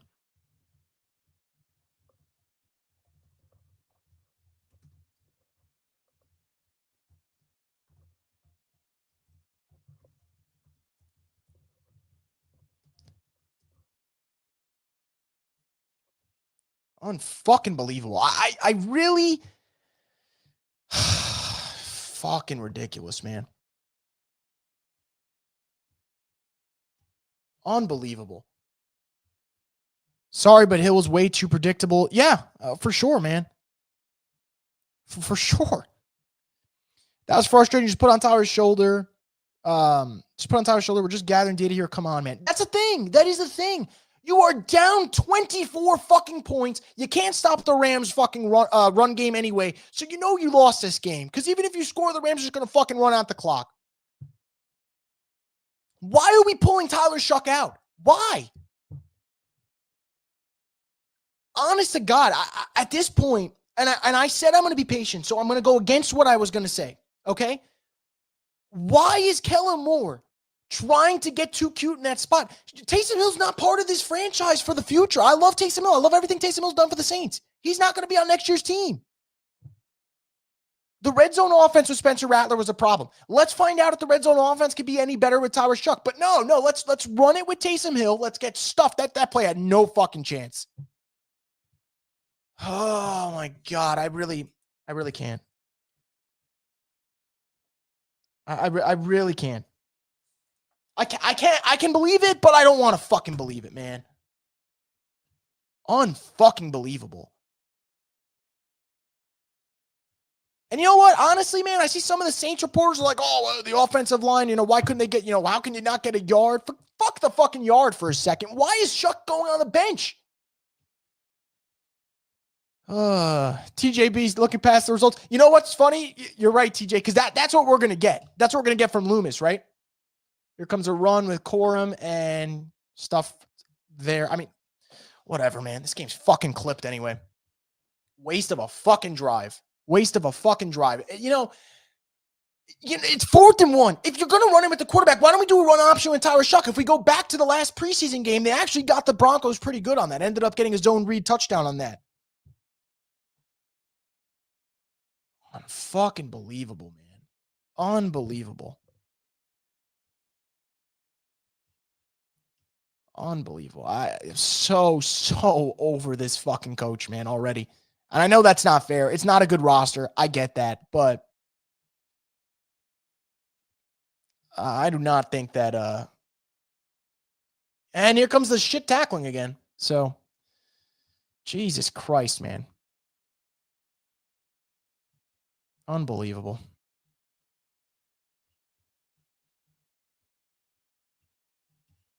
It's just so funny. You can't even get excited. You see some nice throws from Shough on that drive, and you're like, all right, but it's in a little bit of soft coverage. Let's see what he does in the red zone. You don't even get that chance. I truly believe Kellen Moore doesn't have a clue. I really agree with you, Pierre. Still can't believe we got rid of Clint Kubiak. Look what he's doing with JSN. JSN's balling, man. Darnold looks pretty good too. I mean, that Seattle team, I don't think they're ready to fully contend this year. I think they'll make the playoffs, but I think like they're a young team, so maybe next year could be the year for them. But they're playing really, really good football. And they'll be on tonight, Sunday night, so good chance here. Saints are going to get the stop here, I believe. So, yeah, I mean, so Shough's going to get the ball back. I think Corum's begging for a face mask, which I actually thought might have been the case. That's why I kind of hesitated to say they were going to get the stop, but no calls made there. Let's keep it rolling here with your comments. Jerry said I had a great day today. Jerry, that is great to hear, man. I'm glad you had a great day. Not letting another Saints loss ruin my Sunday. I feel you. Look, to be honest, Jerry, once this is over, once we're done live stream, once the game over, I'll be good. It's just frustrating though, right? Because us Saints fans, we know they're going to lose these games. So it's not about the win or losses, right? It's not about the win or losses. The Saints are going to finish this year with maybe 2 or 3 wins max. You want to see your fucking rookie quarterback if he's good or not. And you're not going to get that answer if you're sticking out 85-year-old Taysom Hill on 4th down, man. And all for what? I mean, you're getting the ball back now. See where they end up. Shaheed's going to get brought down at about like the 48-yard line. So they have good field position. Also benched Alvin Kamara, so there is no element of surprise in that 4th down play. Maybe they're trying to piss AK enough for him to want to be traded. I don't even know. That's probably not it. I think AK fumbled. You got to kind of have some type of discipline in place. Junior says coaching's the problem. Our coaching staff is trash. I don't disagree with you. Cajun Curveball says you stayed live. Yeah, so this will probably be the plan. We'll see. I will update you guys for sure if this is going to be the plan moving forward, but we've stayed live this entire game. And we're about 2.5 hours in. It's been interesting. I'll put it that way. I feel bad for you guys listening to me rambling, but God bless you. You guys have been awesome. So really appreciate you guys staying in here. Taysom makes sense there if the game is 17-10, not 34-10. Exactly. Thank you, Wesley. I mean, that's the point. I think, if the Saints are a contender or if this is a game that you're like, hey, we could steal this game. Let's get Taysom in. I'm not going to get mad. You're down 3 possessions. Like the only thing that matters is seeing if Shough can play. And when Shough makes a couple nice throws down the field and you're like, okay, this rookie's starting to get a little bit of confidence. He's starting to let the ball rip, and then all of a sudden it's like the rug gets pulled from underneath you. It really is. It's really frustrating. Max says, haven't seen AK since the fumble. We haven't, and I think it has to stay that way. Just like I said, let's get an evaluation on Shough. Let's get an evaluation on Devin Neal. Let's get an evaluation. But, truthfully, guys, this might be Kellen Moore's worst game as a coach so far, or close to it. The Seattle game was pretty bad. That was a rough one. But this is up there. And honestly, what do you got left in this game? We got about like 7 minutes. You'd like to see one more. You'd like to see one more touchdown drive. Like to see a touchdown drive here. And actually see your quarterback do some good things. Yahtzee says this is like therapy for me. I'm glad you guys feel that way. Truthfully, you guys are awesome. I always say this, like, everyone's like, oh, but you're still going live when they stink. Like, kudos to you. No, fuck that. Kudos to you guys. I'm just here. Like, you guys are the ones that are coming in and dropping comments. You guys have been awesome. Fred says it's better than listening to Vilma.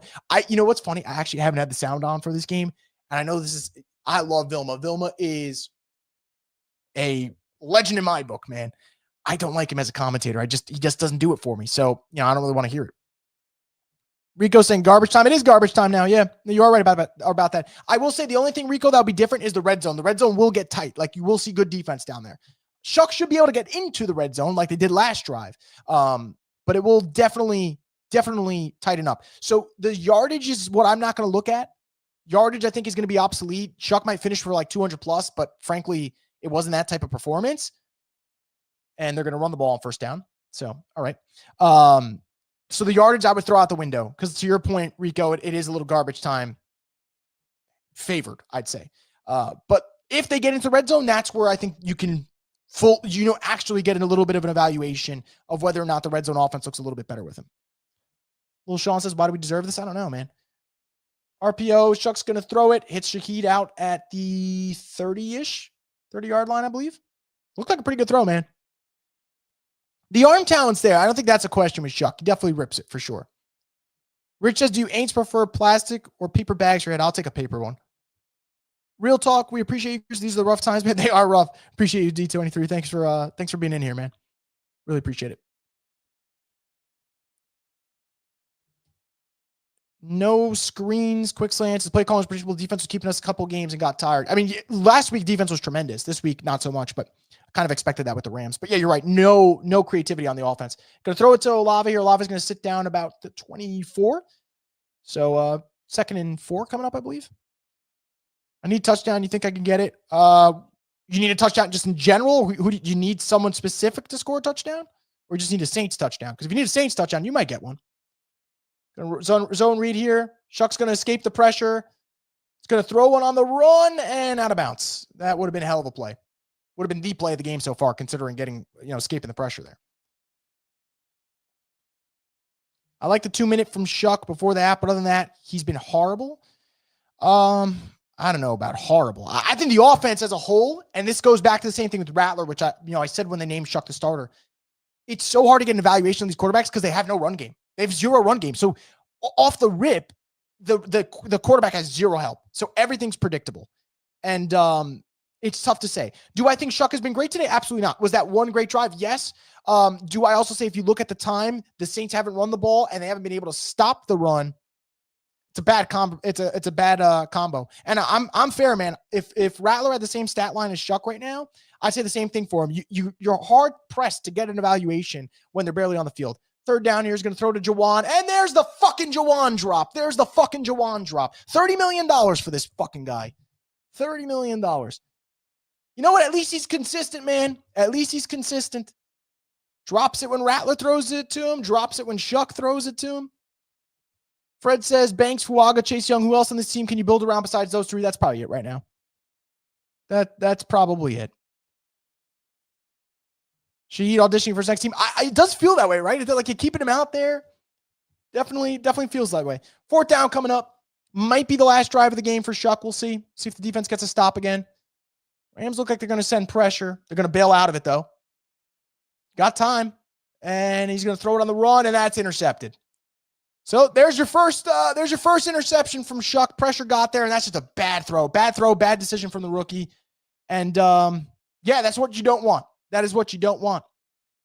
And, woof. It looked like that. It looked like he was confused from the rip.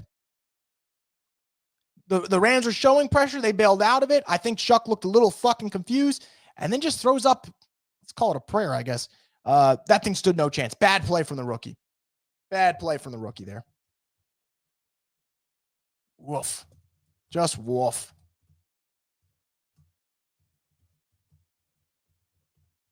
Awful decision from Shough. And you can't even set your feet, which is the bad part. So, yeah, I mean, not a surprise. Saints are going to lose this game. That's for sure. At this point. Yeah. Good God.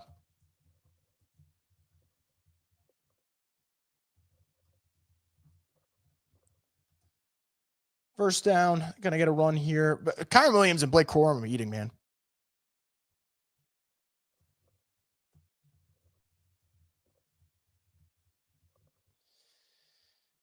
Congrats to New Orleans' whatever quarterback on his first career interception. Good job. Miss Panenko said, I pay to listen to you get pissed at dumb decisions every week at this point. I mean, we got 8 games left, so we're going to have plenty of time for me to get pissed off at things. So we had the Jawan fumble. The pick was bad from Shough. That was a bad pick. I'm not going to get mad in terms of like, because who knows if Shough's any good. He might not be in the roster. I can get mad at Jawan when Jawan's making $30 million and he's not playing well. Going to get a run here from Kyron. He's going to get the first down. It doesn't really matter at this point. Game's over. And, if we get another drive here from Shough, it'll be garbage time. But yeah, look at the differential, man. Look at the differential in total plays. Holy shit. The Saints have run 40 plays. The Rams are over 70 plays. You're never going to win a game with that formula, man. You're never going to win a game with that formula. First and 10 coming up here. I can't even believe Stafford's in the game. I know he's just going to hand it off the rest of the day, but I'll just get the backup in. Going to go to Kyron Williams. Stutter step. Going to get about 3 yards right there. Second and 7 coming up here. Just under 4 minutes in the fourth quarter. Saints are going to lose yet another game. They're going to drop to 1-8. Not a surprise. Not a surprise.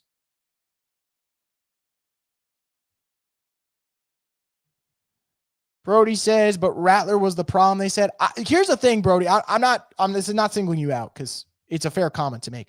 I want to know who saw those comments, though, because I think anyone who's being fair, all right, is Rattler. It was not the problem, but he wasn't the solution. And since the Saints are going to be picking number 1, they got to start finding if they have a solution. Hence why you got to play Shough. Now, if Shough stinks, guess what we got to say? Shough is also not the solution.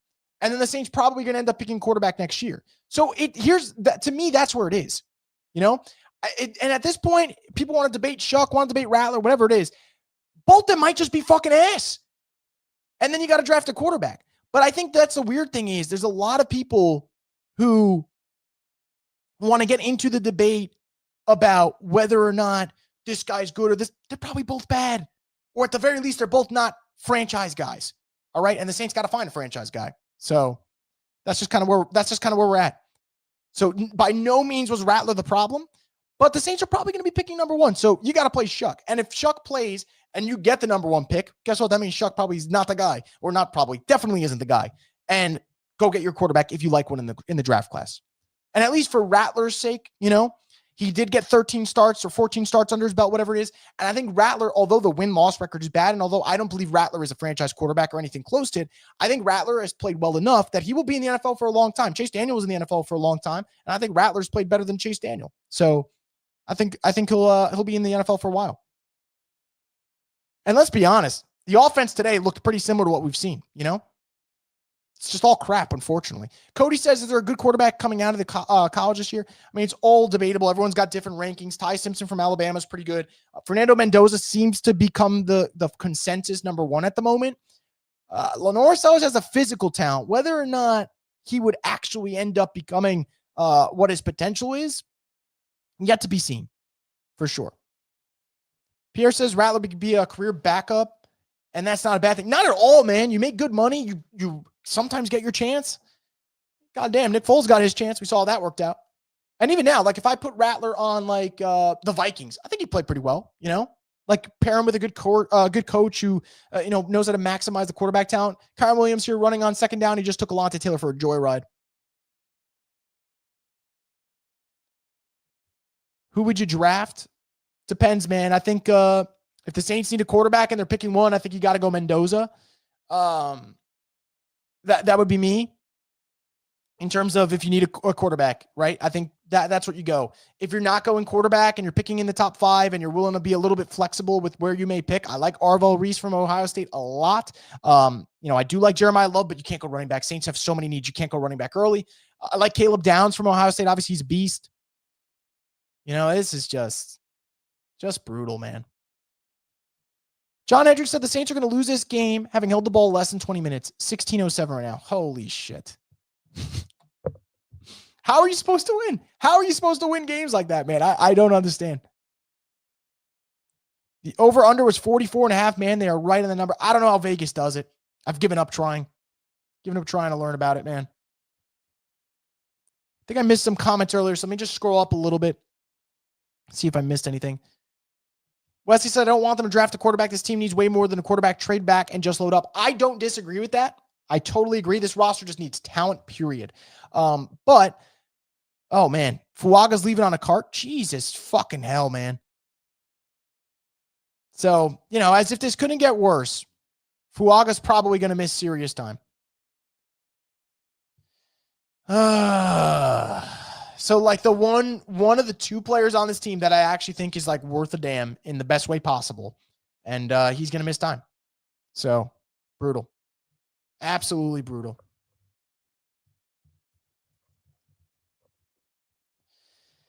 All right. So I'll get back into your comments. Sorry about that, guys. So Fuaga's leaving on a cart.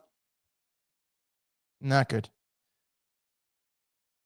Saints need coaching for sure. Fred says need to see more from Oregon at the combine. I think he's got the physical talent, and there are games where he peaks. I think it's more about consistency. Ryan says unmitigated disaster for sure. For sure. We need players around the quarterback. A result will be the same, and every year is rinse and repeat. I don't disagree. Again, guys, though, but like here's the thing, right? If the Saints have the number one pick and Kellen Moore's like, man, I just had a bad season. I need to have a good season. One more 2-15 or 3-15, whatever it may be. One of those bad years that might result in him getting fired. So you might just be like, hey, I got to reset the clock real quick and get myself a quarterback that I feel like can run my offense. And again, I'm not saying it's the right thing to do. We've seen this before. We have absolutely seen this before with certain teams. So I would not be surprised if that's what ends up happening. Again, we'll see, though. We'll definitely see. You have to find someone who would move up for a quarterback when the top four worst teams will be QB drafting. Yeah, I mean, it's easier said than done. I know everyone wants them to be able to make a trade and whatnot. Rams are just going to knee it out here. Saints aren't going to use their timeouts, obviously. They're just ready to let this game go. So this game's going to end at final score being 34-10. You ain't winning shit without a quarterback, that's for sure. You also ain't winning with this team, though. It's all bad. No quarterback, no playmakers, no defense. We go down about to destroy this team next week. Oh, that's for sure. For sure. Don't want to kill the coach, but he's over. Yep, I kind of agree with that, man. First start for Shough, 8 games, and we will know, hopefully, the Saints front office will know what to do. Is that what you're trying to go with? Kind of lost me there. But yeah, you got 8 games left. Trying to figure it out, man. Trying to figure that out. Unreal, though. This is, I get it. They're in a rebuild. Totally get it. Unfucking believable.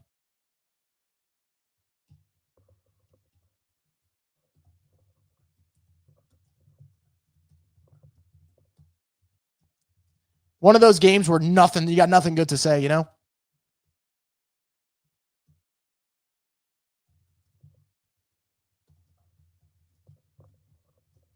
So 34-10, final score. Saints lose again. They are now 1-8. 1-8. Unreal. So we'll do what we usually do. We'll get into our post-game live stream. And, we'll take a couple more comments. We maybe won't run as long. We've already gone over for about 2 hours, 45 minutes. So maybe we'll go for like a little bit of a shortened edition here. But yeah, final 34-10. Saints are 1-8. Let me just get something ready to see if more people want to join in, and then we'll start our post-game live stream. So just give me a couple minutes.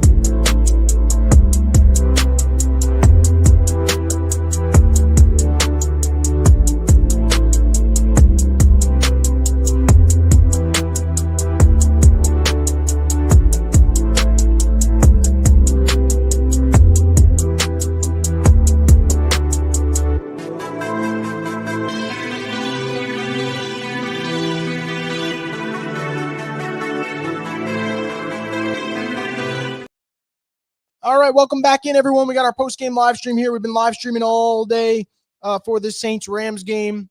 Not that fun, to be quite honest, in terms of the result. Had a blast talking football with you guys, and we'll do a little bit more here on this post-game live stream. So Saints drop to 1-8. They lose 34-10, and we'll break it all down here on the Straight Up Saints podcast, presented by Scott Vicknair Injury Lawyers. You've been injured in any kind of accident, car, truck, 18-wheeler, hurt offshore. Scott Vicknair handles it all. You can call at 504-500-1111 for a free consultation. They'll always fight for the win. The Saints lose today, and it's one of those losses, frankly, guys, as I sit here trying to keep our computer charged here. It's one of those losses where I think the biggest loser of today is Kellen Moore. And the reason I say that is you walk away from today's game and you don't feel like he did anything well as a head coach. This team couldn't stop the run. This team didn't look prepared. The scripted drive to start the game was a fucking train wreck. Some decisions that he made were extremely questionable. There's a moment where Taysom Hill has a big run, and then they leave him on the field for 2 more runs, and then they put Shough in on 3rd and 9. Don't end up getting the first down. It's hard to really sit your rookie quarterback for a couple plays. He's cold on the bench, and then you bring him in, and it's 3rd and long. Doesn't make any sense to me as a coach. And then even later on, right? Late in the game, I know it's garbage time. It's red zone offense. You're trying to see if your quarterback is any good in the red zone. You're trying to figure that out. And it's hard to get that evaluation when you get down to the red zone and on 4th and 1, instead of just playing your rookie quarterback, who at this point, you got to see what he can do. Okay, you're trying to build up some confidence. You decide to bring in Taysom on 4th and 1, and he gets stuffed. And it's just incredibly frustrating. Again, I don't want to say that a coach is done after 9 games, but the Saints are 1-8, and frankly, they are not well coached. And I don't know how anyone can be excited about this team and certain things that they do when this is the product. All right. So I think that, you need to find both ways. There's a way to be patient about things and not yell, he needs to be fired, because it's way too early for me to get into that conversation. But I think I can say right now, okay, that Kellen Moore has a lot of question marks. And I said this when Rattler was the quarterback, and I'll say it now with Shough as the quarterback. What are you doing to make your quarterback's life easier, especially as an offensive-minded coach? What are you doing to make your quarterback's life easier?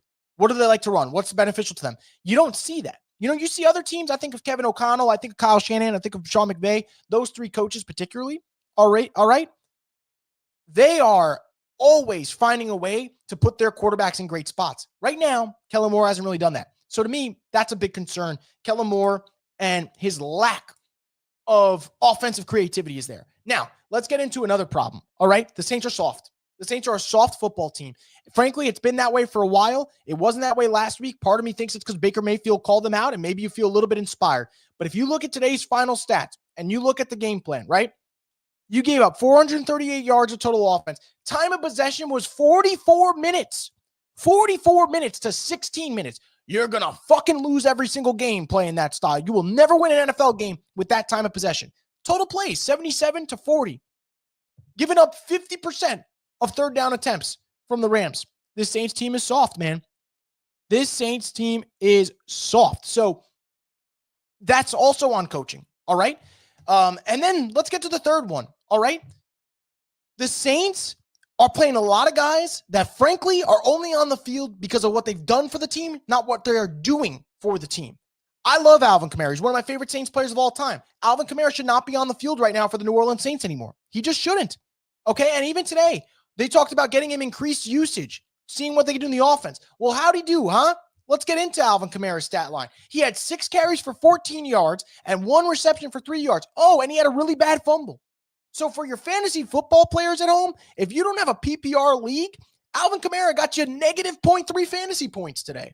He was that fucking bad. And I love Alvin Kamara, man, but he's not a good player anymore. Father Time catches up to everyone. It caught up to him too. That's just how life goes sometimes. Cam Jordan, no real purpose out there for the Saints. Demario Davis, if there's a team that needs a linebacker and they're willing to acquire him, he might be better served than another team. And again, these are all players I love. All respect. They're all Saints legends. But you know what? The Saints are in a new era. They're a rebuilding team. They got to get young. They got to get young quick. All right? The trade deadline's Tuesday. Enough of this nonsense of holding on to these older players. If you can move them, move them. And more importantly, and this is where coaching really scares me, all right? All that matters now for the Saints is evaluating their young players, okay? You're not going to beat the Rams. Everyone knew they were going to lose to the Rams, all right? But you got to evaluate your young talent. You got to evaluate Tyler Shough. You got to evaluate Devin Neal. But no, you don't do that. Instead, we run it with Alvin. He fumbles. You run it with Taysom on 4th and 1. He gets stuffed. It is just very, very frustrating. And look, man, this game ended way under 3 hours. You know what games what type of games end under 3 hours? The ones where you just get punked around the football team because they just run it all fucking day because they know you can't stop them. And that's what the Saints were today, unfortunately. All right? So that's just where I'm at with this team. It's very frustrating. And quite frankly, this is just what us Saints fans are going to have to brace for the rest of the season. And you know what?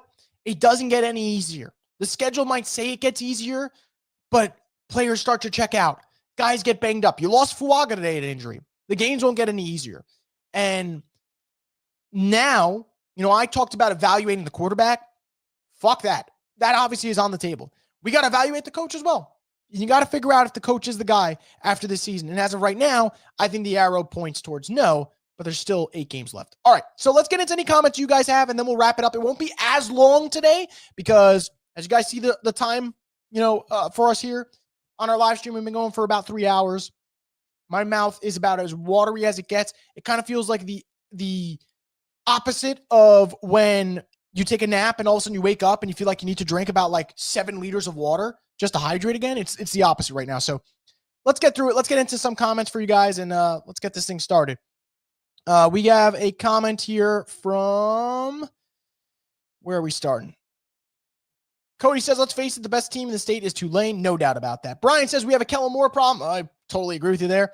Bro, if you guys look at these games and blame either quarterback, got to look closer. Absolutely. And I said this with Rattler. So, and if people don't believe me, go back. So we did a podcast for when the Saints announced that Shough was going to be the starter. I said, we're going to have the same problem that we had with, with Rattler. We're going to have the same problem with Tyler Shough. You're not going to get the help. You're not going to get the run game. You're not going to get the easy pitch and catches. You're not going to get your playmakers making that extra effort. You don't get that with the Saints. And everyone wants to get into argument over Rattler's better or Shough's better. I mean, people really aren't saying the latter, but let's say people are going, oh, Rattler's better, Shough's better, whatever. We're arguing over nonsense. Odds are neither one of these guys is going to save the franchise. Neither one's probably a franchise quarterback. But you know what? It's very hard to decide or figure that out, frankly, when the whole team stinks and the coaching staff is questionable. And you can't even get on the field because you're giving up 44 minutes of fucking offensive time and possession. So, that's just where we're at. David says it's not a rebuild. We have good enough players to win 6 games. It's a head coach. He's in over his head. It happens every job. I don't know. I think the roster sucks, to be quite frank. I think this is a bad roster. And now I think the coaching's bad, but I also think the roster's really bad too. And that part falls on the GM and the shit roster that he has assembled.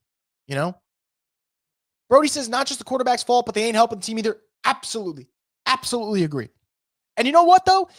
It does feel the same. And that's why I've said before, I think it's time to get into, get into that discussion about Kellen Moore, though, because, we're not seeing any creativity offensively. The quarterback changed. Offense looked the same. Looked like shit. Curb stomped by the Thunder and Rams on the same afternoon. Nice. Chuck Nolan says, yeah, pretty rough, man. D23 says, I'm about done with Kellen. Team looks ill-prepared every single game. There seems to be no offensive game plan or see how many field goals we can kick. Fair enough. Cool Sports Rhyme says, maybe Kellen Moore is not the offensive guru he's made out to be. I get we're not a good football team and be deprived of talent, but some of the play calls are just dumb. You're not wrong, man. They'll always fight for the win, unlike the Saints. Yeah, I was saying that a lot. I have to get back to saying that because that's kind of been the case, hasn't it been? Pierre says, so frustrated. 1-8 Saints, 0-6 Pels. Hard to be a fan. Appreciate you, Chris. If I was OC, I would see what I have in Vele and Neal. Absolutely. I'm glad you mentioned Vele, Pierre, because that's another thing. The Saints traded a 4th and 7th round pick for this guy. Let's see him on the football field. Man. Unreal, man. Unreal. Kellen Moore's ass, bro. I agree. Thank you. This conversation that we need to have. I've been saying this. These coaches are awful. Suave NO504 says, I can't even read right now. Yeah, I don't like the coaching staff. I think the coaching staff is terrible. Fred, the problem says the problem is I don't trust Loomis and not trade someone like Shaheed and a 2nd round pick to division rival in exchange for a 5th. Let's see, man. Trade deadline's less than 48 hours away.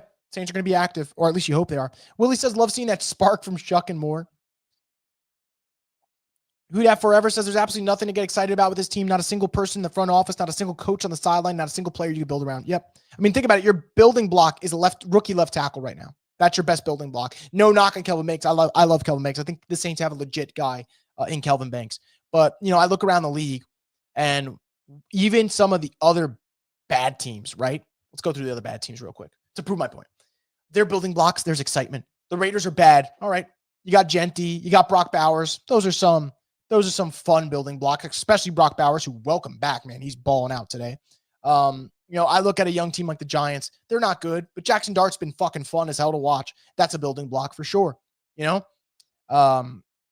look elsewhere around the league real quick. I'm trying to think of younger teams that haven't played well, but definitely have some building blocks. Honestly, it's tough to say.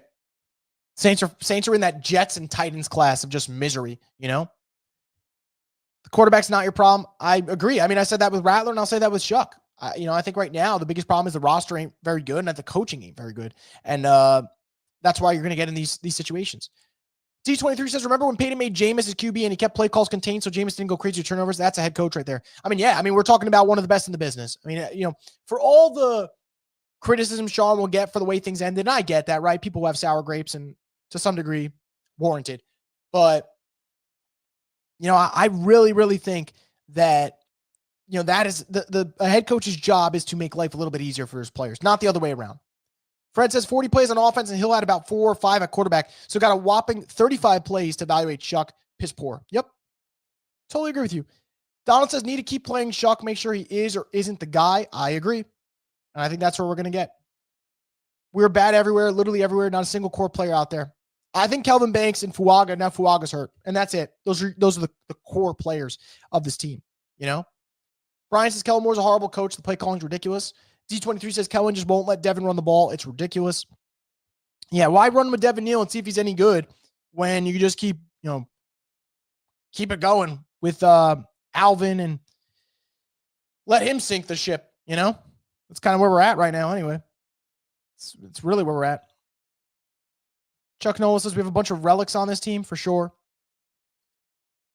Alpha Sports says people still think Hill is a QB delusional. It's definitely not. And I love Taysom Hill, but no. Most definitely is not a quarterback. Offensive weapon, though. Who cares who is better between Shough and Rattler? These two dudes ain't it. Most likely, and I think that's why the debate is so dumb. I don't get why, fans are so eager to debate about, see, you guys wanted a quarterback change. I mean, they didn't do anything. Like, dude, team sucks. Quarterbacks aren't good at either, so it's tough, man. It really is tough. And again, I think the people who are into let's get into the Shough Rattler debate, you are missing the point anyway. These guys ain't it most likely. And frankly, the bigger concern is whether or not the Saints have a head coach. And to be quite honest, I don't think they do. I really don't. I don't think the Saints have a head coach. And again, maybe Kellen Moore will change my mind. But right now, what do you see from Kellen Moore to get you excited? All right. They don't run the football well. They don't stop the run well. They don't have any play calls that make you get excited and go, wow, now that is something. See about 10 of them every fucking Bears game with Ben Johnson. Don't see him with Kellen Moore. So, and I know Ben Johnson's got better personnel, but the point stands. No creativity with the design. No emotion on the sideline. Kellen Moore's head is just buried in that play sheet, which is interesting because the play sheet isn't producing much for this team. So I just don't understand why people rather get in the quarterback debate when the real question is, do the Saints have a head coach? Because the quarterback thing, the Saints will probably draft another one, and then we'll figure out if they got theirs. But right now, my concern is Kellen Moore. A rebuilding team is usually not good, but it has signs of improvement over the season. This team continues to get worse week after week. God help us as Loomis leads this rebuild. Yep. Couldn't agree more, man. Scary times to be a Saints fan. Real scary time to be a Saints fan. And I know Saints have had scary times before, so it's not like it's new, but it's just, I think that right now, where is the light at the end of the tunnel? I don't see it. I really don't see it. Ryan says Jake Hayner's the answer. Ryan, I have to say, I love your commitment to the Jake Hayner bit because I've noticed it for a while and I fucking love it. I genuinely do. This is not sarcasm. I think it's one of the best things ever. I really do.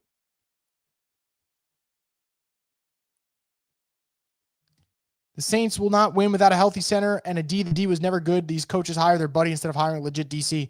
I mean, yeah, look, part of it, I gave Kellen Moore the pass. They were late in the hiring cycle. So because of that, you're going to get slim pickings.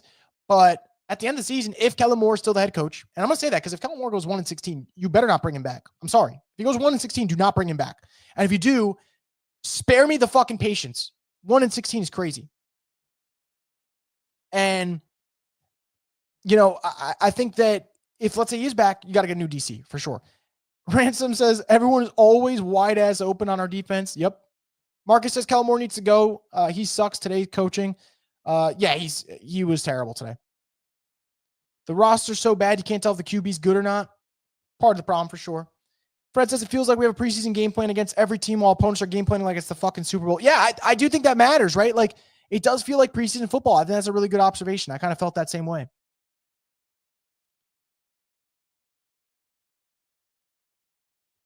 Let's see what else we got here. Shough trash too. Maybe. It's possible. This is why no coach wanted to come here. We suck. It's going to take a while. Give the coaches time. I understand giving the coaches time. This team is getting worse, though. It's getting worse.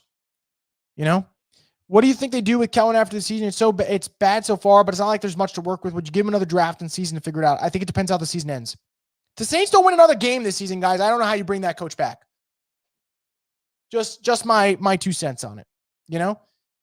But I think they will win another game or two. But if they don't, I don't see how you bring this dude back. The fact that a Panthers game might be more enjoyable to watch than a Saints one should be enough evidence to fire Mickey into the sun. You're not wrong there. You are not wrong there.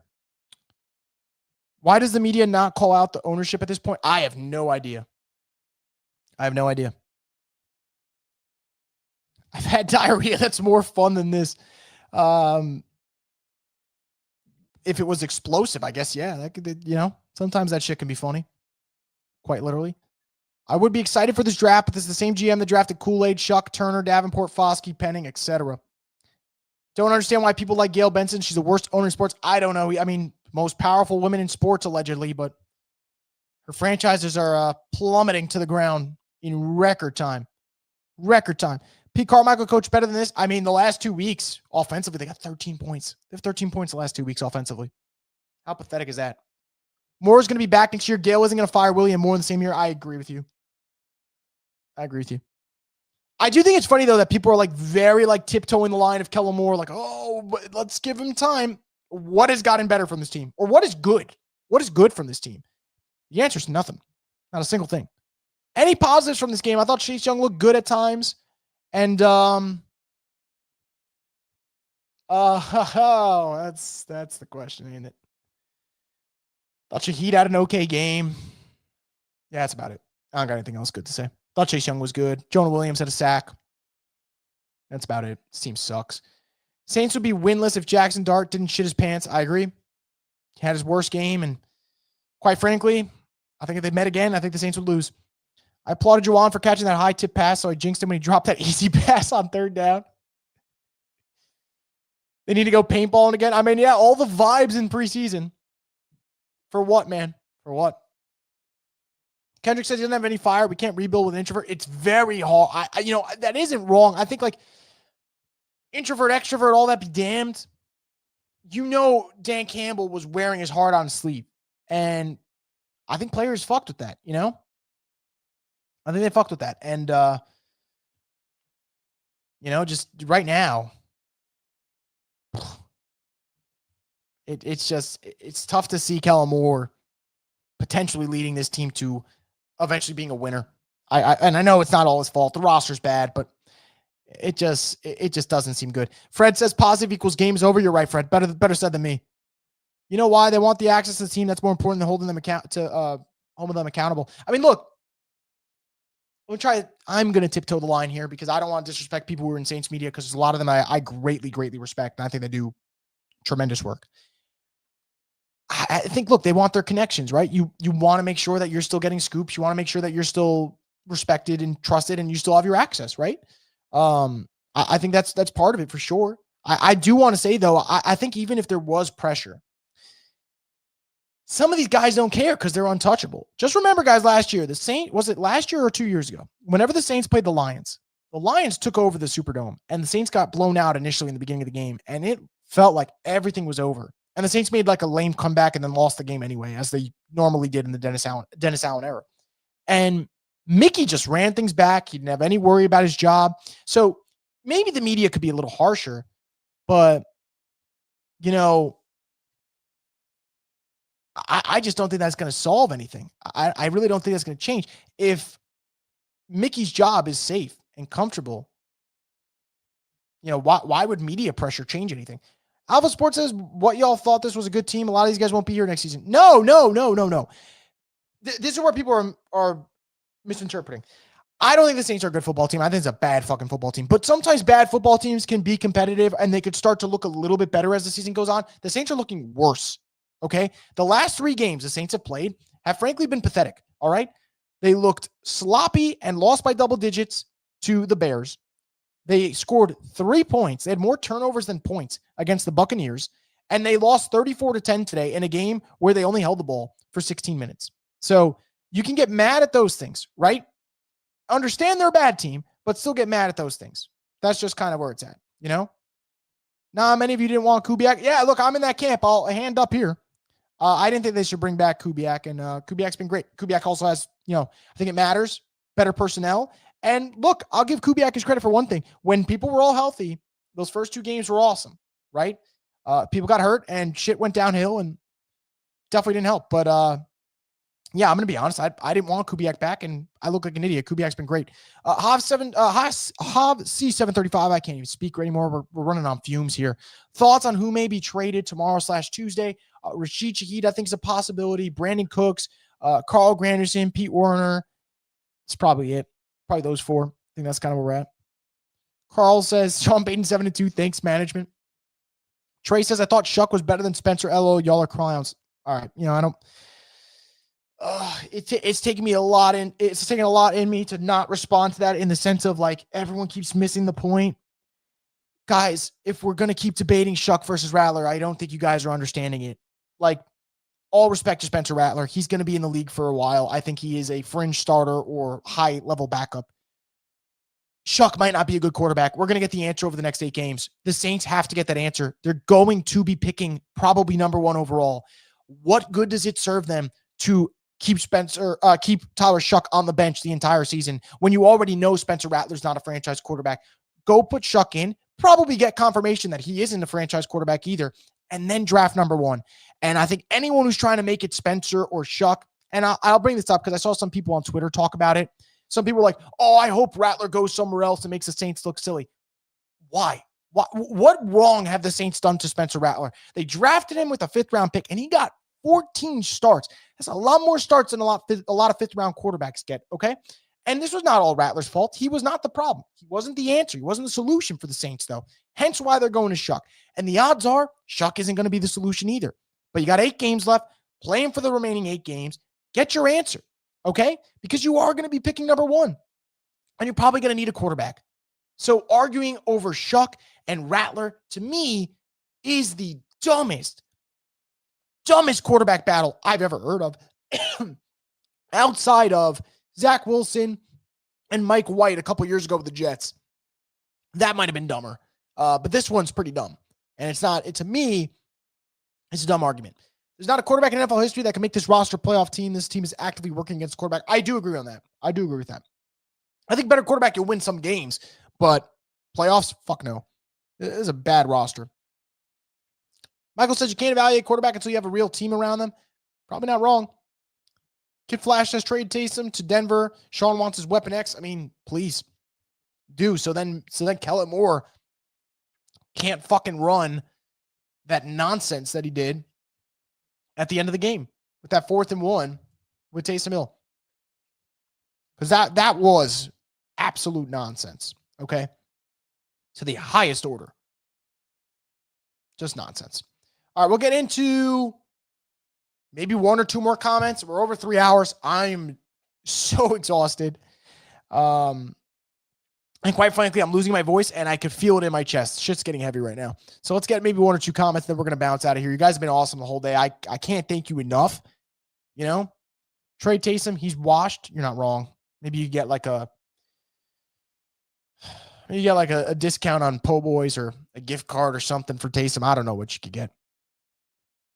A real quarterback can elevate a shitty team at least a little. I do agree with that. I'm sorry, guys. Like, go watch the Giants right now with Jackson Dart. I mean, not today. They got blown out by a better 49ers team for sure. But, man, almost beat the Broncos, beat the Eagles on a Thursday night football game, beat the Chargers. And I know Jackson Dart played terrible against the Saints, and that's not the one people want to hear. But, you know, you start to see a little bit of elevation. Now, this is a bad team, though. This is a really, really bad team. You know, but it's just tough to say. It's really tough to say because everything's bad for this team. When you can't stop the run, you can't run the football, you got no chance in hell. And that's where the Saints are. That's where the Saints are right now, you know? And maybe it gets better next week against the Panthers, but I got no hope. I got no hope right now. I mean, you know, got another game on the road. I just don't see it. I don't see how the Saints end up doing well in that Panthers game, but who knows? NFL is every week. Maybe the Saints bounce back. I have my strong doubts, but I'd be happy to be proven wrong. You know, Kellen Moore after the loss to the Rams said he pointed out the Saints only had 40 snaps on offense, which might be an all-time low. It is, man. It is. Braden says, I truly believe we need to just focus on defense this draft. You're probably not wrong, man. You're probably not wrong. I wouldn't mind Arvell Reese. Wouldn't mind Caleb Downs. Like, gotta get some help. I know people like Ruben Bain, but I don't think he fits the Saints athletic type. So I don't want to mention him and then he doesn't end up being the guy for them. So anyway, guys, we are 3 hours and 15 minutes into this live stream. I quite frankly am losing my voice and I'm trying to make sure that I don't completely lose it. So we are going to wrap it up here. We're going to have a lot of stuff coming up this week. Obviously, we'll have a mini pod tomorrow morning. We'll figure out what we'll talk about for that one. So we'll have something coming up here on Brew Crew Media's YouTube page. So make sure you guys subscribe if you haven't already. We'll also have more content here, clip some stuff up from here, and we'll definitely keep it rolling. Saints-Panthers next week. They're going to be 1-8 going into this. I'm sure we're going to debate a lot about Shough, Rattler, quarterbacks. The coaching situation right now with Kellen's been bad. But more importantly, and I'm completely burying the lead here, trade deadline's Tuesday. So we will definitely have trade deadline content for you guys as we get closer. So thank you guys for tuning in. You guys have been tremendous, absolutely tremendous. All 3 hours plus, and we'll do this again. We'll do this again. So make sure you guys subscribe to Brew Crew Media for more from the Straight Up Saints podcast, the destination for the WhoDat Nation.